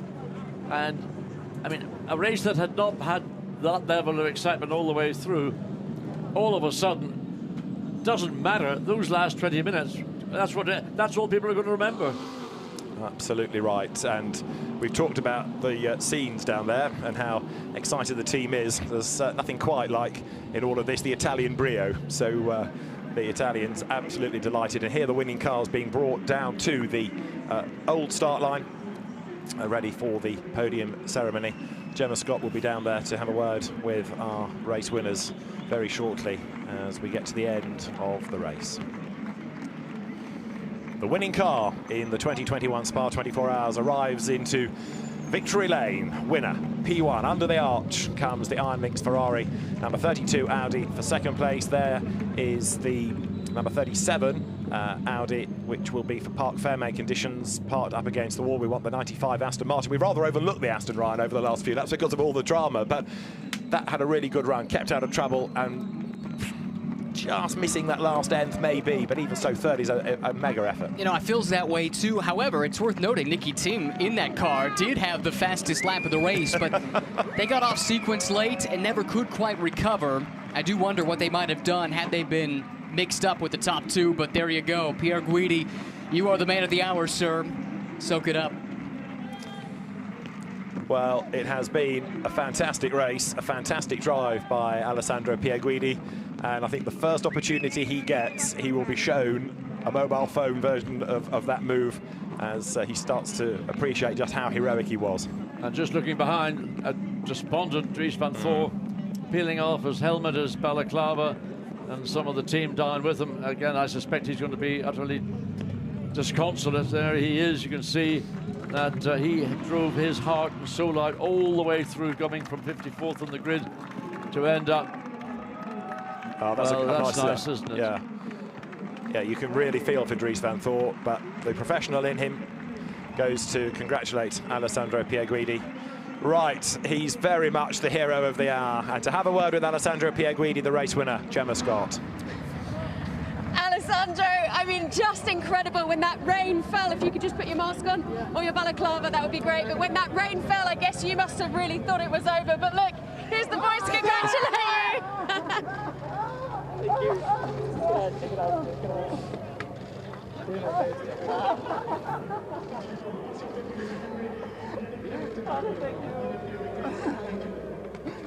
Oh, what a reaction. Alessandro puts on his balaclava, and hopefully, Gemma, he's all yours. Boys, the emotion is really clear. That was so well deserved. You collected the points 6 hours, 12 hours, and 24 hours. Yeah, but I tried so many times to win this race, so I really wanted to win, really. And then in the last half an hour, when the rain dropped, and then everything looks lost, I was so disappointed in the car. So I say I have to do something, and I push like an animal. I take all the risk I could do, and yes, we are here. So finally, I won this race, and we won this race. Thank you, these guys. Did a great job, super job all the night, and incredible. So thank you to Ferrari that give us a car was like a rocket this time. Absolutely. I mean, the overtake of your career, that move is going to go down as legendary. Boys, watching on, your hearts must have been in your throats. The thing is, when you have you always want always a bit of performance, but it comes when you put Ali in the car, and this time we knew that he was the man, and he did what no one can do, I think. It's not really human. So yeah, it was stressful, but yeah. It's great. Just so well deserved. And look, the first win, the first Spa 24 win for the team. So many firsts for you guys now. Yeah, it's amazing. I mean, it's really difficult to put it into words, to be honest. And 24 hours, it's such a long race, so hard. And as you can see, in the end, anything can happen. We went out on slicks, and obviously it was the wrong call at the moment. But in the end, Ale did an amazing job to bring the car home in P1. So yeah, like he said, a massive thanks to everyone involved, and to Ferrari for delivering a fantastic car for the race. Well deserved by you three and the team. Well done. Thank you. Well, Alessandro Pierguidi still hasn't seen it from the outside, but he experienced it from within. Doesn't matter how many times we watch this, we're never going to get tired of it, John, are we? No, and you wonder at which point did Alessandro Pierguidi decide, I've got to make my cut now into Blanchimont. And he always was just, I think, fractionally ahead at the point of the turn-in of Dries van Thor, and Dries van Thor allowed that move. Other drivers may have been more, let's say, unforgiving, but that was a clever move by Dries van Thor. Well, you've got a feel for WRT. Kelvin van der Linde can reflect on second place. Boys, what can I say, Dries? The pit stop was so perfectly timed. You drove so hard. I guess they just had a little bit more pace in the end there. Yeah, I mean, the boys did an amazing job on strategy. Really fair credit to them, and yeah, it's not a nice feeling. I feel quite bad. at the end, you know, it's a nice result for us starting P56 or 55 to come to P2 is, you know, of course, a nice result. But when you're that close and when you're in that spot, yeah, it's a hard pill. It's a hard pill to swallow. Let's say it like that. That's an incredible drive, there, boys. I mean, come on, from all the way back there to second. That's what the team do, and that's what you do so well. Yeah, I mean, of course, we can be happy, but just, you know, from the other side, there is just small disappointment. It's tough. It's tough. Well done. Well, in the States, we often say the thrill of victory and the agony of defeat, and I think those were contrasted quite evidently between those two interviews. Clearly a great deal of disappointment for the WRT team. Nevertheless, a great run, as Gemma mentioned, to claw back up through the field after starting so far down in the order. Yeah, so many different emotions, as you say, Ryan, from the joy of the Ferrari team. Kelvin van der Linde goes to congratulate them, so it's good to see the sportsmanship between. I mean, you know, they're not going off for assault, John, here, are they? No, I mean, I think the camaraderie in this paddock is almost exemplary because they are all professional drivers. They know that they will have their day in the rain or the sun or whatever it is, and they saw an outstanding achievement by a single team, and they had victory snatched from them when the rain came, and then they grabbed it back. Exactly. What about third place? Marco Sorensen, Nicky Thiem and Ross Gunn with Gemma. Marco Ross, at one point there, I thought the front two may have taken each other out and you'd have won it, but third is an incredible result, and I know the team are delighted. Yeah, for sure. It's a great result for the team. As we came kind of like a one-off here, to come and do a podium is good, but obviously it's not fully what we wanted. We were aiming, you know, to of course get the victory, but in the end it's a good result and we can be happy with it, but not fully satisfied. Come on, there's got to be a real joy to take from being third. It's a pretty special place to be on the podium. Yeah, for sure. I mean, Spa is one of the best races in the world for GT3, and team beyond the grid is you know, an achievement in itself. But yeah, we obviously, to come so close to the win, 1 minute behind after 24 hours is disappointing, but I'm still so proud of the guys at Garage 59, Aston Martin Racing, to come here for a one-off race to put a pro car on the grid and fight the best in the world is really impressive. But yeah, we need to come back next year and hopefully try and win it. Well, you said you were proud and you should be. Well done, boys. Cheers, thank you. Thank you. A reloaded gun for next year, maybe. Ross Gunn, Marco Sorensen, Nicky Thiem not yet at the podium, but he's the third driver of that car. Actually, we haven't seen Nicky in it for much of the end of the race, so I don't wonder whether he's actually still at the circuit. He got the fastest lap of the race, incidentally, Nicky Thiem, but that was in the night when it was a bit misty. Dries van Thor was being interviewed about the conditions, and as he was saying how it was becoming a bit marginal, Nicky Thiem did the best lap of the race, so Nicky clearly had no fear in those conditions. There's your Silver Cup winning Mad Panda Motorsport Mercedes. Great job done by the team. Of course, that's a 4-driver squad, and an excellent result for the Mercedes crew, headed up, of course, by Ezequiel Perez-Companc. It is a quiet Spa here, the race over, but lots of happy drivers down in Parc Fermé. Let's join the Pro-Am winners now with Gemma. Boys, a fantastic result. We can see the smiles. Matt, you're going to have to cover it up with a mask. Duncan, will come across to you with the weather there at the end. That was real touch and go. Yeah, what a nail-biter. I mean, unbelievable. I was in my RV at the time trying to get changed into this, having not worn this for a bit, and it just woof on the roof. It was unbelievable, and yeah, I was glad I wasn't in the car at the time, actually. And Matt, of course, you know, stranger to driving in the rain, but a fantastic 24 hours, just incredible. Incredible. Our whole team did an amazing job. Jacopo, our engineer, called a perfect strategy. Miguel was amazing, Reno was amazing, Duncan did a double stint tonight, and we did everything right, and it's just amazing. Absolutely amazing. Miguel, you're shaking your head. That was tough. It was a last hour to remember. It was difficult. We had a good advantage, but in these conditions, you cannot. You need to be focused every corner, because a small mistake can ruin every work that we did before. So I'm really happy. Thanks to my teammates, because I think we did very good race, quite smooth, a good strategy, and at the end it paid off. And I'm really happy to win the 24 hours of Absolutely, Spa. to see the Ferraris up there has just been fantastic. Yeah. Yeah, it's great. I mean, for me, it's the fourth attempt to win this race. I already did it a couple of times on the podium, but never a win. So today it's a great day for me. Thanks to all these guys, they're perfect. I hope we will do it again next year together. We look forward to it. We're going to let you get your photos done now. Thanks, boys. Well done. It's tempting in a way to overlook the classes, but they're all trying just as hard, putting in mega commitment, and the likes of Rino Mastronardi and Miguel Molina and Matt Griffin are really accomplished pro Ferrari drivers, and Duncan Cameron is an AM+. I mean, he's done so many miles, so many races in Ferraris. You know, he's a very accomplished driver. Well, in fact, Matt Griffin and Duncan Cameron are a very successful double act. Yeah. Because they've done a lot of endurance racing, but here there's a four-driver lineup, which I think is a very sensible way to approach it, because it's such a tough race, and you don't necessarily want to put one of the AMs or one of the less accomplished drivers under a lot of duration stress.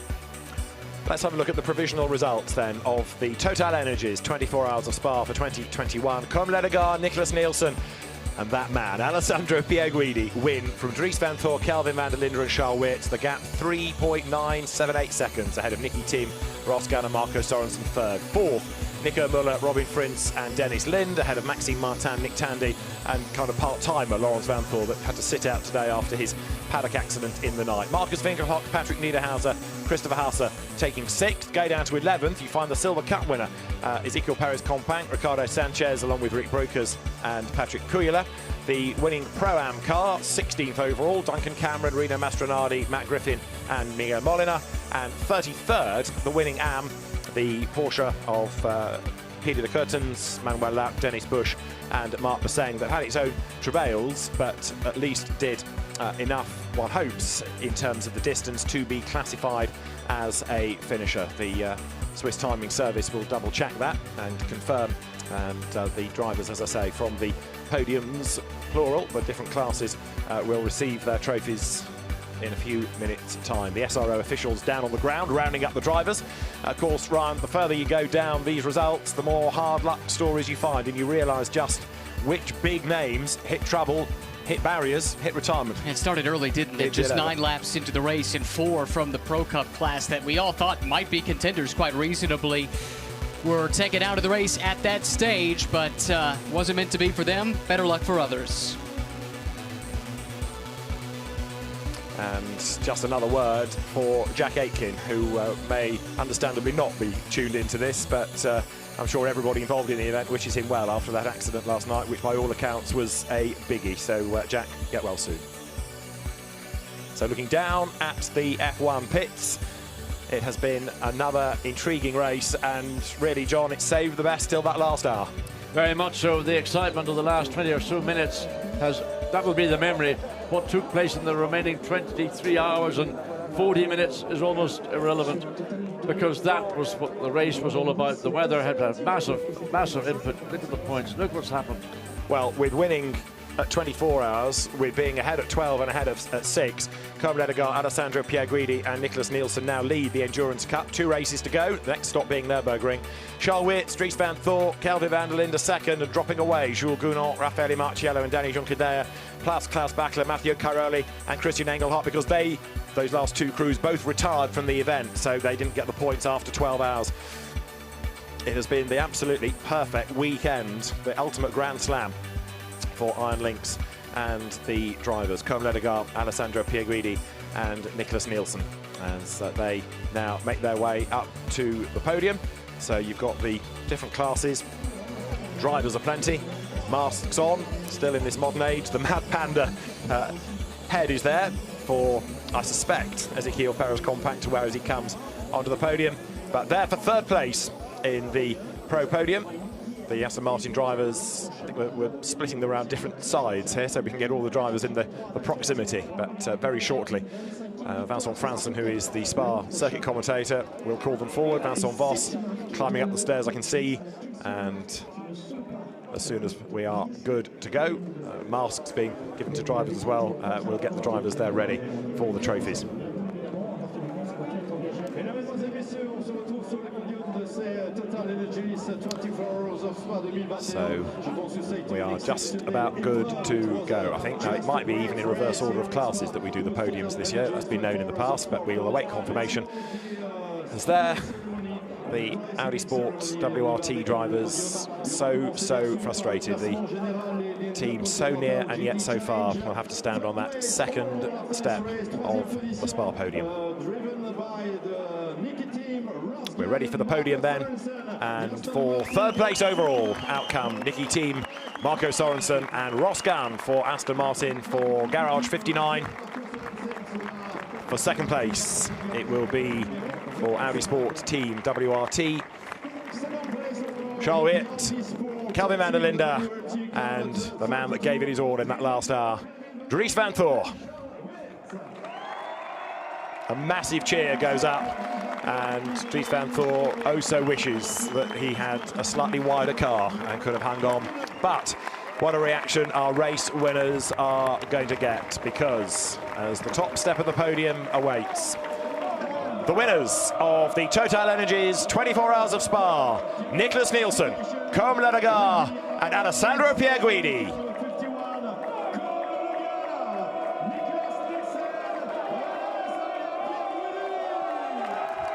A massive cheer. It's like being in a football match, isn't it? Out they come. Absolutely deserved, absolutely stunning.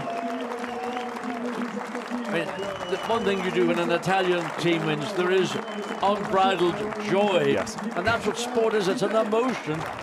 It's not a mechanical sport.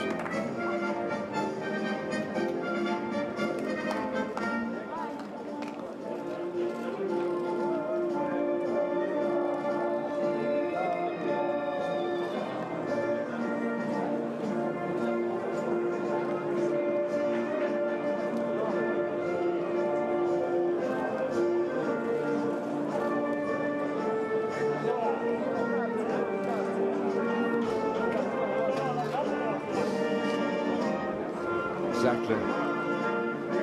Didn't they win the football? Bands from the Euros. Another defeat we managed to achieve. Sporting nation that we are. Brilliant result for Iron Lynx, for Ferrari, for Andrea Piccini's team, and Nicklas Nielsen, Alessandro Pierguidi and Côme Ledegaard, the winners. Of course, the Total Energies 24 Hours of Spa is part of the Fanatec GT World Challenge Europe powered by AWS, and for third place, the trophy is presented by Fanatec. It is Thomas Jackemeyer, the CEO of the company, who presents to the Aston team, to the Audi drivers, and you have to feel, don't you, for Dries van Thor after that last stint. You do. You could hear it in his voice. You could see there's some pride in what they've accomplished, but ultimately to be that close and come up just that little bit short, that eats away at you. From Natalie Maillet, the CEO of the Circuit of Spa, the trophy to the winning team, and then there will be the winners' trophies to be presented for winning the Spa 24 Hours, for the third round of Fanatec GT World Challenge Europe powered by AWS, the opening round of Intercontinental GT Challenge, and of course for taking the maximum points at the 6 and 12 hour mark. They're going to need another truck to get all the silverware home tonight. Iron Lynx, Ferrari, win at Spa. Côme Ledegaard, Nicklas Nielsen and Alessandro Pierguidi, the race winners. And for the winning drivers, there is the incredibly impressive Spa 24-hour trophy. Yves Bacalin and Stefan Rattel step forward. There is a who's who of the Spa 24 Hours in that list of winners that are engraved on that trophy. It's a heavy old thing, but don't drop it. Absolutely, it is worth the effort to hold that aloft. It is one of the biggest and most famous trophies in long-distance racing, and the Ferrari drivers have certainly earned it. Definitely so. They emerged in the middle of the night as the favorites, and seemingly were set to cruise until Mother Nature had other ideas. Wasn't meant to be. They had to fight their way back through, and they rose to the challenge, John. Well, what was I thought going to be the story of the race was the fact that the Audi, 32 Audi, started back in the 54th position on the grid, the 27th row of the grid, and it drove its way to the front to lead the race. And wouldn't it have been a wonderful story if they had taken victory? That in itself would have been a major news story all around Europe, let alone in Belgium. But then the rain came, and all of a sudden, what we thought was going to happen looked like it was going to be overturned. And then Alessandro Pierre, no one told the Alessandro Pierre treaty. There was no script written. It was being written as the race unfolded.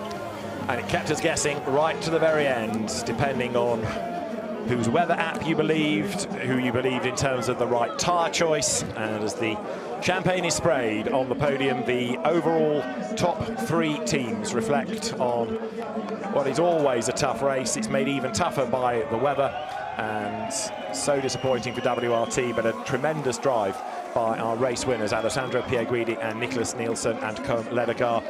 Of course, it's the biggest win for Iron Lynx, the first Ferrari win since 2004, and the celebrations begin. Ferrari hasn't had a great track record in this event over recent years, but as the event becomes more competitive, it is a team with a relatively limited endurance racing background that comes, sees and conquers. For Alessandro Pierguidi, the drive, the move of his life. For Iron Lynx as a team, its biggest win. For Côme Ledegaard, for Nicholas Nielsen, their biggest successes of their careers. And you add all that together and you can understand exactly why there are such jubilant scenes from the Spa 24-hour race winners on the podium. Côme Ledegaard, Nicholas Nielsen and Alessandro Pierguidi win the Total Energies 24 Hours of Spa for 2021.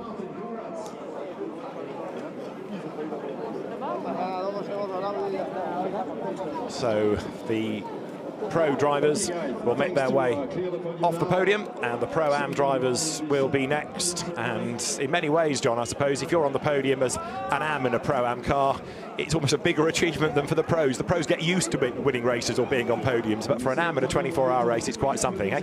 Oh, it's an amazing achievement. I mean, just finishing a 24-hour race, let alone winning your class, and then being able to stand on the podium, and you'll be honoured to be recognised as, I mean, I can imagine Duncan Cameron, who is the, okay, you call him a sort of semi-pro-am, but a very gifted and talented am, whereas all 3 other drivers are professional drivers. And that is just something that you will take with you for the rest of your commercial for the rest of your competitive life.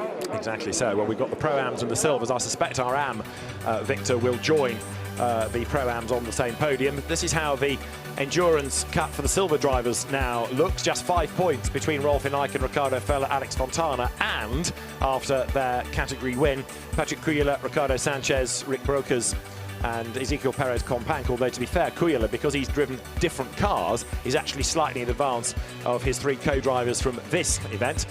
He's driven for Rinaldi in the Ferrari as well as Mad Panda, so Patrick Cuéllar banking points across different teams, but it's building up nicely for our next round at the Nürburgring, another circuit not exactly noted for tropical weather conditions. For Garage 59, 3rd in Pro, 3rd in Silver, Valentin Asclot, Nicolai Kiergaard, along with Thomas Cuéllar and Alex McDowell go for the 3rd step. For the 2nd step of the podium after that pit lane start, Oscar Trunho along with Paul Petit, Marvin Dienst and Axel Jeffries brought into that car at the last minute. But Mad Panda is going to be a happy panda, because the winning team for the number 90 Mad Panda Motorsport Mercedes are Rick Brokers, Patrick Cuéllar, Ricardo Sanchez and Ezequiel Perez-Companc. And it's the Mad Panda's eyes, I think, that are mirrored on the grille and the front of the Mercedes. But somewhere in the almost Frank Sidebottom-esque head, that'll date you if you know the reference to that, is Ezequiel Perez-Companc. And he is the winner of the Silver Cup, along with his co-drivers. And onto the podium they go. Silver Cup winners, Rick Brokers, Patrick Cuéllar, Ricardo Sanchez and Ezequiel Perez-Companc.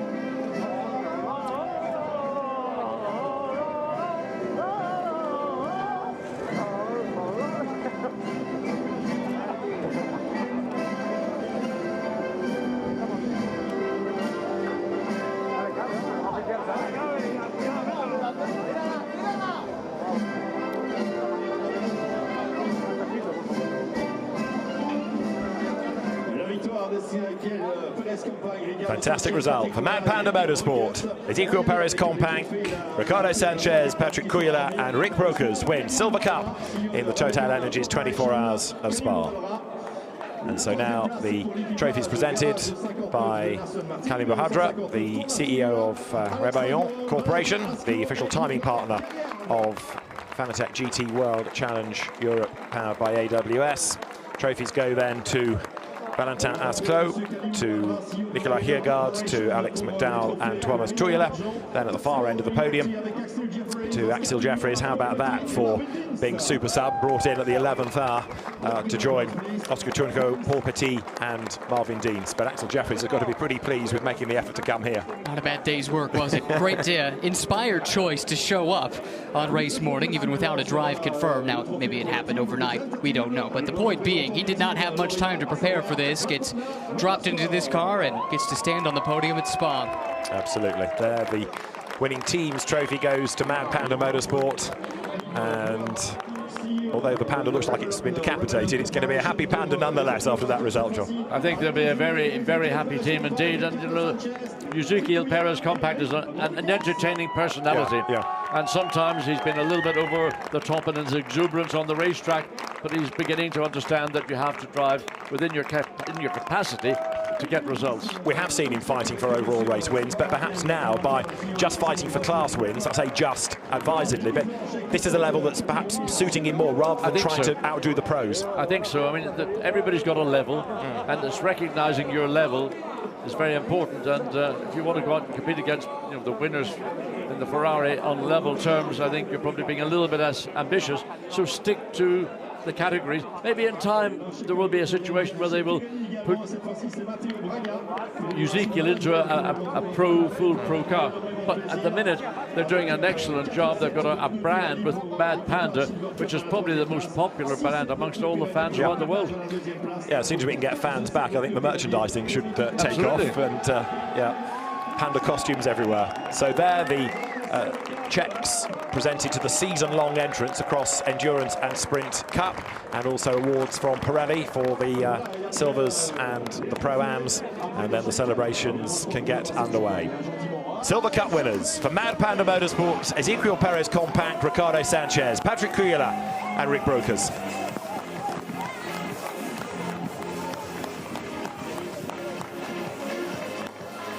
I'm not sure I've ever seen quite so many pandas in the wild as there are on that podium, but they are absolutely over the moon. That was one of those races that the team kind of dreams of, that no matter what happened, they were always able to fight back and, again, grab the initiative, really. Well, they did that early, and they took the lead. They took a commanding lead early on, and things started to switch around just past, well, when the sun came up effectively, and we started to see this 159 Aston charging to the front, and it took the lead at one point, but then it had a couple of issues, a drive-through, and most notably, they had an issue in a pit stop where they couldn't get a door to close, and they dropped them from the lead to third in class, ultimately never could quite recover. On pace, that might have been the strongest of these three entries, but couldn't clean up the act completely.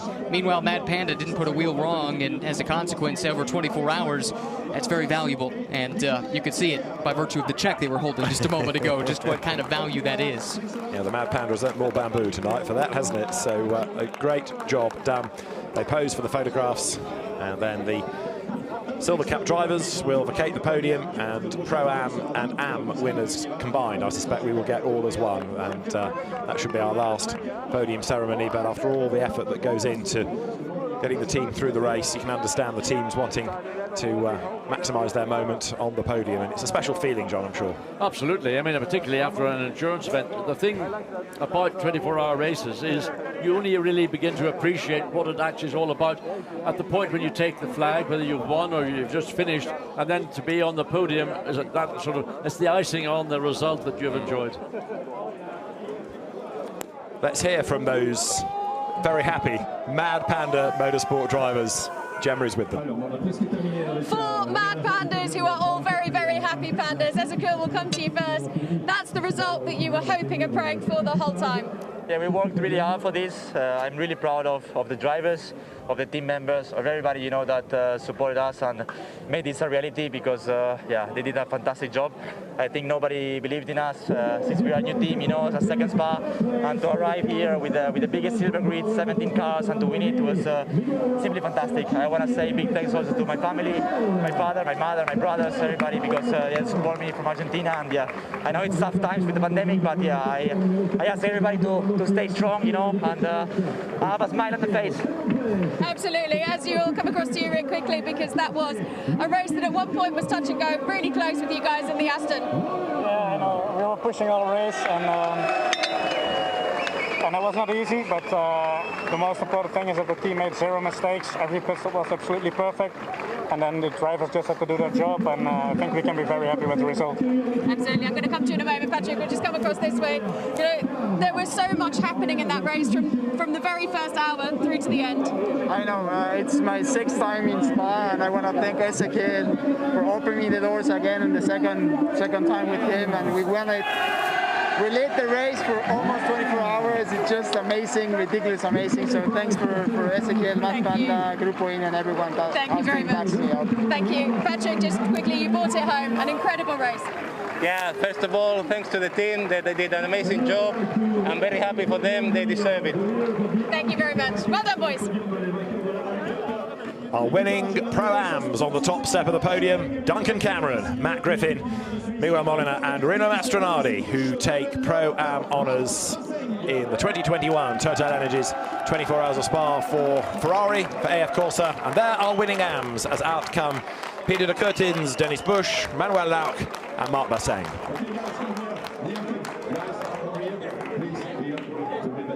To the other end of the podium, please, gentlemen. So, bringing our AM victors. It's like a pack of highlighter pens stuck in the corner, isn't it? The bright yellow suits there. It certainly is. And Marc Basseng, I haven't seen in such a long time.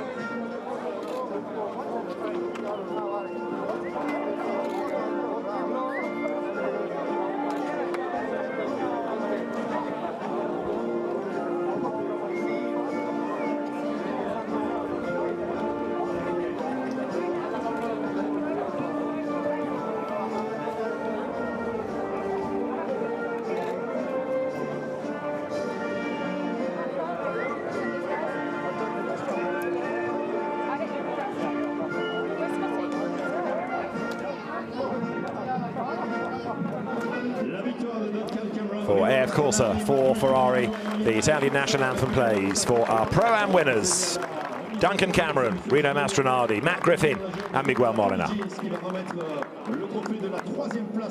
At the far end of the podium, the AM winners, Peter de Curtins, Dennis Busch, Manuel Lauck and Marc Basseng. They all await their trophies, and it will be for our third Pro-Am crew that the trophies are given. First of all, there's another bright set of overalls nestling in the background, in which are to be found Leo Machitsky's arms and legs. There you've got Sandy Mitchell getting his trophy, along with Miguel Ramos and Enrique Chavez. Barwell Motorsport regulars on the podium in this event. They've had a great deal of success winning, maybe not overall, but in their classes in recent years. Back on the podium once again. It's a stout team based in the UK. A lot of success in British GT. And proving that it's not just in their domestic championship that they can compete with the best. They test themselves regularly here against some of the best GT programs you'll find anywhere, and more often than not end up with some hardware at the end of the day. Yeah, this year Barwell doing endurance and sprint and British GT. Really busy year. Yeah, they found a really excellent partner with Lamborghini and Mark Lemmer. So it is essentially a family team, whereas some of the bigger teams like WRT is a very much more, I would call, corporate team. So I think it's enormous credit to Mark Lemmer and those people that work together week in, week out, British GT, European, whatever. They always come away with a result.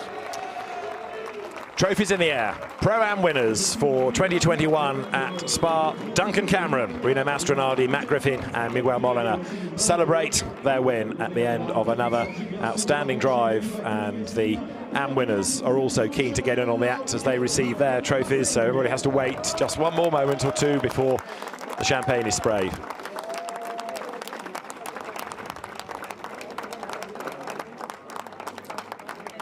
So Amato Ferrari's AF Corsa team helping with the engineering on the Iron Link side, winning in its own right in Pro-Am, as now the champagne is sprayed for our Pro-Am and AM victors at the end of the Total Energies 24 Hours of Spa.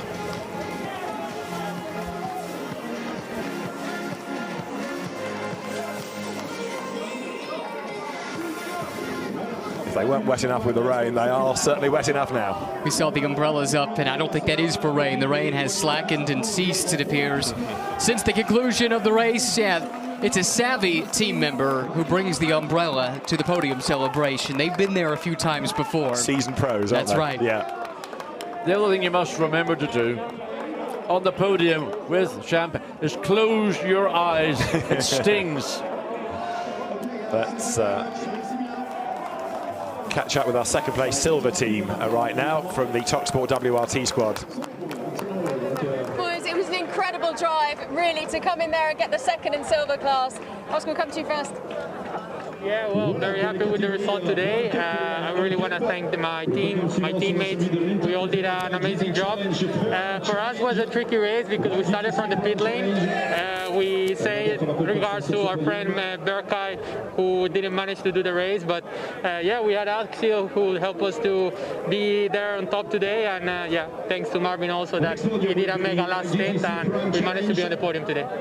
Absolutely. I mean, just to come across to bring that home from the pit lane is something, you know, you couldn't write it. Yeah, I mean, it was our goal to bring it at least home with some podium, at least with some trophy. But throughout the race, it didn't look too good for us. And then, yeah, the weather in the end played in our cards, and everything went perfect. The atmosphere down here is absolutely incredible. Spa is such a special place to be on a podium. Yeah, for sure. It's an amazing race, really competitive. So at the end, just thanks to all the team. The start of the season is not easy, but now we are back on the game. And thanks to all my teammates for an amazing job today.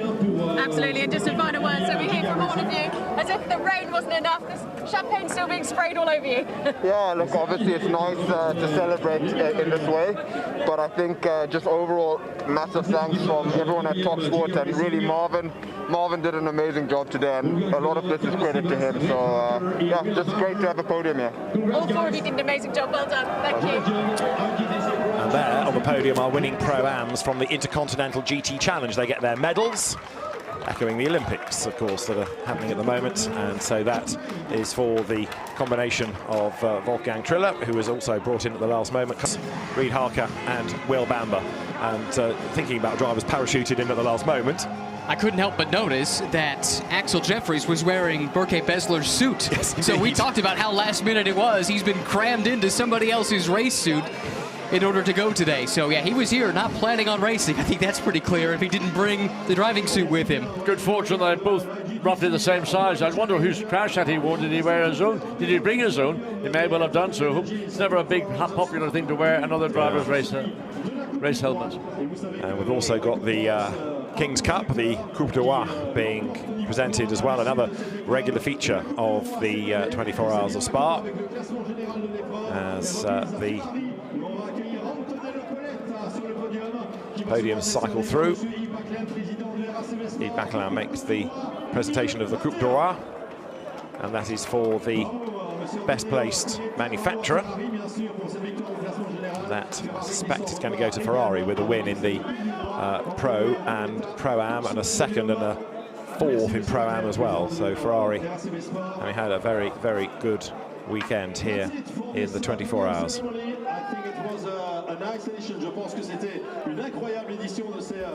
So let's have a last look at the final results and championship standings then at the end of the race. A win for Koen Ledegaard, Niklas Nielsen and Alessandro Pierguidi, Dries Van Voor, Calvin van der Linde and Charles Weert second, with third Nicky Thiem, Ross Kahn and Marco Sorensen. Fourth, Nico Müller, Robin Frins and Dennis Lind, ahead of Maxime Martin, Nick Tandy and Laurens Vanthoor in fifth, and sixth going the way of Marcus Winkelhock, Patrick Niederhauser and Christopher Haase. Rob Bell seventh with Ollie Wilkinson and Ben Barnicoat, eighth for Andrea Caldarelli, Marco Mappelli and Mirko Bortolotti, with taking ninth place Christopher Mies, Mathieu Drudi and Dennis Marshall, and in 10th place Felipe Fraga in the ACA ASP car with Timo Boguslavski and Lucas Auer. In 11th, the winning silvers, Rick Brokers, Ricardo Sanchez, along with Ezequiel Perez Companc and Patrick Quila. 16th, the winning Pro-Am car, Miguel Molina, Rino Mastronardi, Duncan Cameron and Matt Griffin. And classified in 33rd, the winners from the AM category, Manuel Lauck, Dennis Busch, Mark Bosseng and Peter de Kut, and somebody that we don't see a great deal of in World Challenge, but we're pretty happy that the commitment was made in order to come home and score a class victory for the Hägglunds by T2 Racing team. So there, as the hard luck stories are identified with the retirements, whether it was through mechanical dramas or through damage. So you can see just how many of the star drivers and star teams hit problems over the course of the race. Big names, whether it's teams, cars or drivers, all finding themselves in strife. From 58 starters, of course, the first talking point was how we lost one of Iron Lynx, the Utronic Racing, and two of Emil Frey racing cars in that big accident at the top of Radiant. And to echo what I said earlier, get well soon to Jack Aitken, who I know has sent a statement, and he's a little bit bruised and battered to say the least, but we wish him well in his recovery. Look forward to seeing him back on track as soon as. So, of course, all of that has shuffled around many of the championships. So, overall in endurance, Côme Ledegaard, Alessandro Pierguidi and Nicholas Nielsen now are class leaders, from Charles Weert, Dries van Thor and Calvin van der Linde, with Jules Gounon, Raffaele Marchiello and Danny Juncadella third in the standings, ahead of Klaus Bachler, Matteo Cairoli and Christian Engelhardt, who of course didn't score in the final results because they retired after the 12-hour mark. That car in strife with the alternator, losing power and needing to be changed, and in the end the car being retired as it just had lost too much ground in the race. Silver Cup points in the Endurance Championship, headed by Rolf Eichen, Ricardo Feller and Alex Fontana. Patrick Cuellar second, and then third combined Ricardo Sanchez, Rick Brokers and Ezequiel Perez Companc, with Simon Gachet best of the rest, having again suffered today. Konstantin Tereshchenko, Thomas Drouet retiring from the race. Alex Arca next, ahead of James Poole and Benji Goethe, rounding out the top six in the Silver Cup. And then of course we've got the Pro-Am contest, in which we've had Chris Froggatt and Eddie Cheever score points. Of course, Jonathan Hui had to miss a round, so he's on a different number. Chris Goodwin, Alexander West retired, but Miguel Ramos, Enrique Chavez have scored well, and Johnny Adam was another driver who had to sit out this round for COVID-related issues. Phil Keane, Hiroshi Hamaguchi next, from Andrea Bertolini and Louis Mackils. And how about that? 8th, Rino Mastronardi, Miguel Molina, Matt Griffin, Duncan Cameron. They've scored well out of this weekend. Goes to show what a good result in a big race can do. Lots of points on offer, as you would expect for a race of this magnitude, and all of a sudden inserts them a bit more into the championship equation by virtue simply of one very, very good 24 hours. And if you then combine sprint and endurance overall, Dries van Thor and Charles Weert ahead now of Raffaele Marchiello and Nicholas Nielsen and Alessandro Pierguidi in third with Côme Ledegaard. So it's been, as we expected, another stunning race here at Spa. Let's just have a look back at the best bits from 2021. On a dry road, a Mercedes on pole position. It all began with Raffaele Marchiello on pole position, getting the drop on Mirko Bortolotti as the cars accelerated down towards Eau Rouge for the first time, and slotting into third place Luca Stolz in the Mercedes. Out of 58 cars on the track, 56 started on the road, 2 joined in from the pit lane, and one of those would be on the podium in its class as the field thundered down through the Eau Rouge sequence of corners for the first time. Looking back from the Lamborghini in the hands of Mirko Bortolotti for the start stint, right there behind was the Mercedes of Luca Stolz, that in turn came under attack from Ben Barnicoat in the McLaren. 51 Ferrari in a battle early on, but how its race would move it forward as 24 hours unwound. Leaving 11s on the line, Ben Barnicoat blasted out of the pit lane as we had an early full course yellow. That gave drivers and teams an opportunity to try and roll the dice on strategy and come in and put on a new set of tyres, or indeed take on fuel for effectively a free pit stop. We had the safety car deployed, ready to release the field to get the racing back underway, and as the cars then sprinted their way out of La Source. So we also had a change in weather condition, because the road suddenly became greasy, then it became wet, and some of the drivers elected to pit early. Others tried to brave it out, but amongst them Raffaele Marchiello, Also, Mirko Bortolotti and Koen Redegaard realised it was the wrong move and headed for the pit lane, and Nico Müller came within a whisker of disaster, getting ever so close to the tar barrier down at Eau Rouge. Christopher Mies stayed out on the slicks in the wet.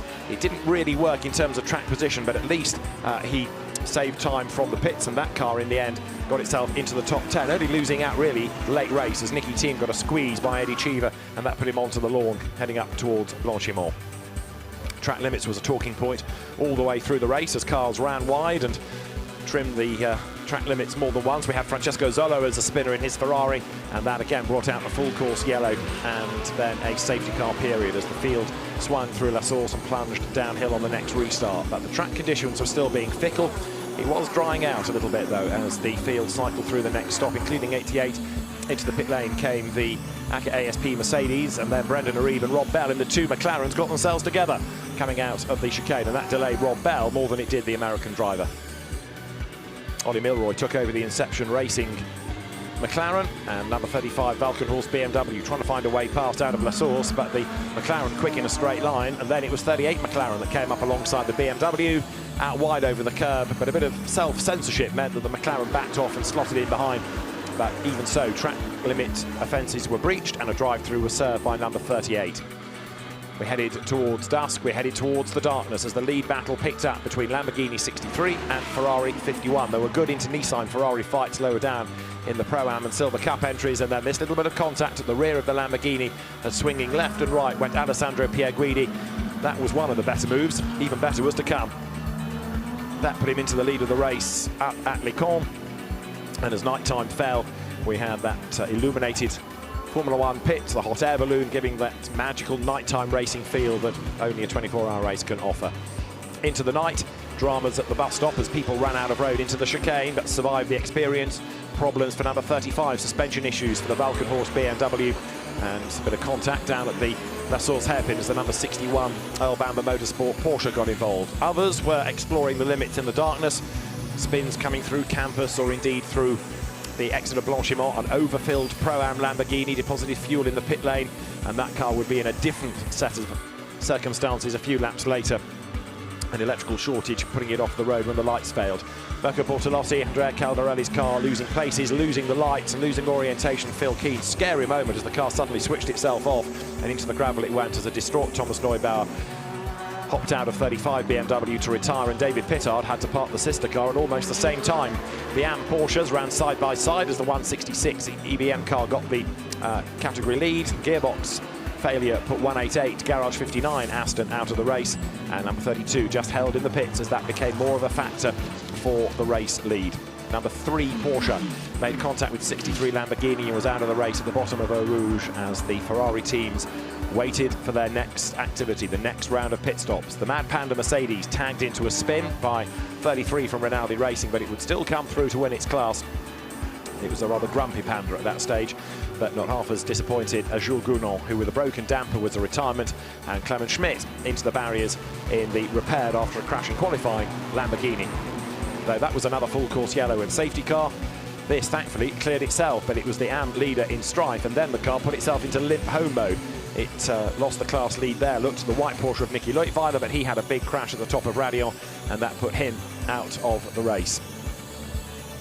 On the restart after that safety car period, it was 51 again, trying to build the lead, but number 32 Audi was becoming more of a factor. Jonathan Hui got a tap from 63 Lamborghini, for which the Lamborghini got a drive-through penalty, and the number 93 Ferrari was badly delayed. Ultimately, that car finishing 4th in class and off the podium.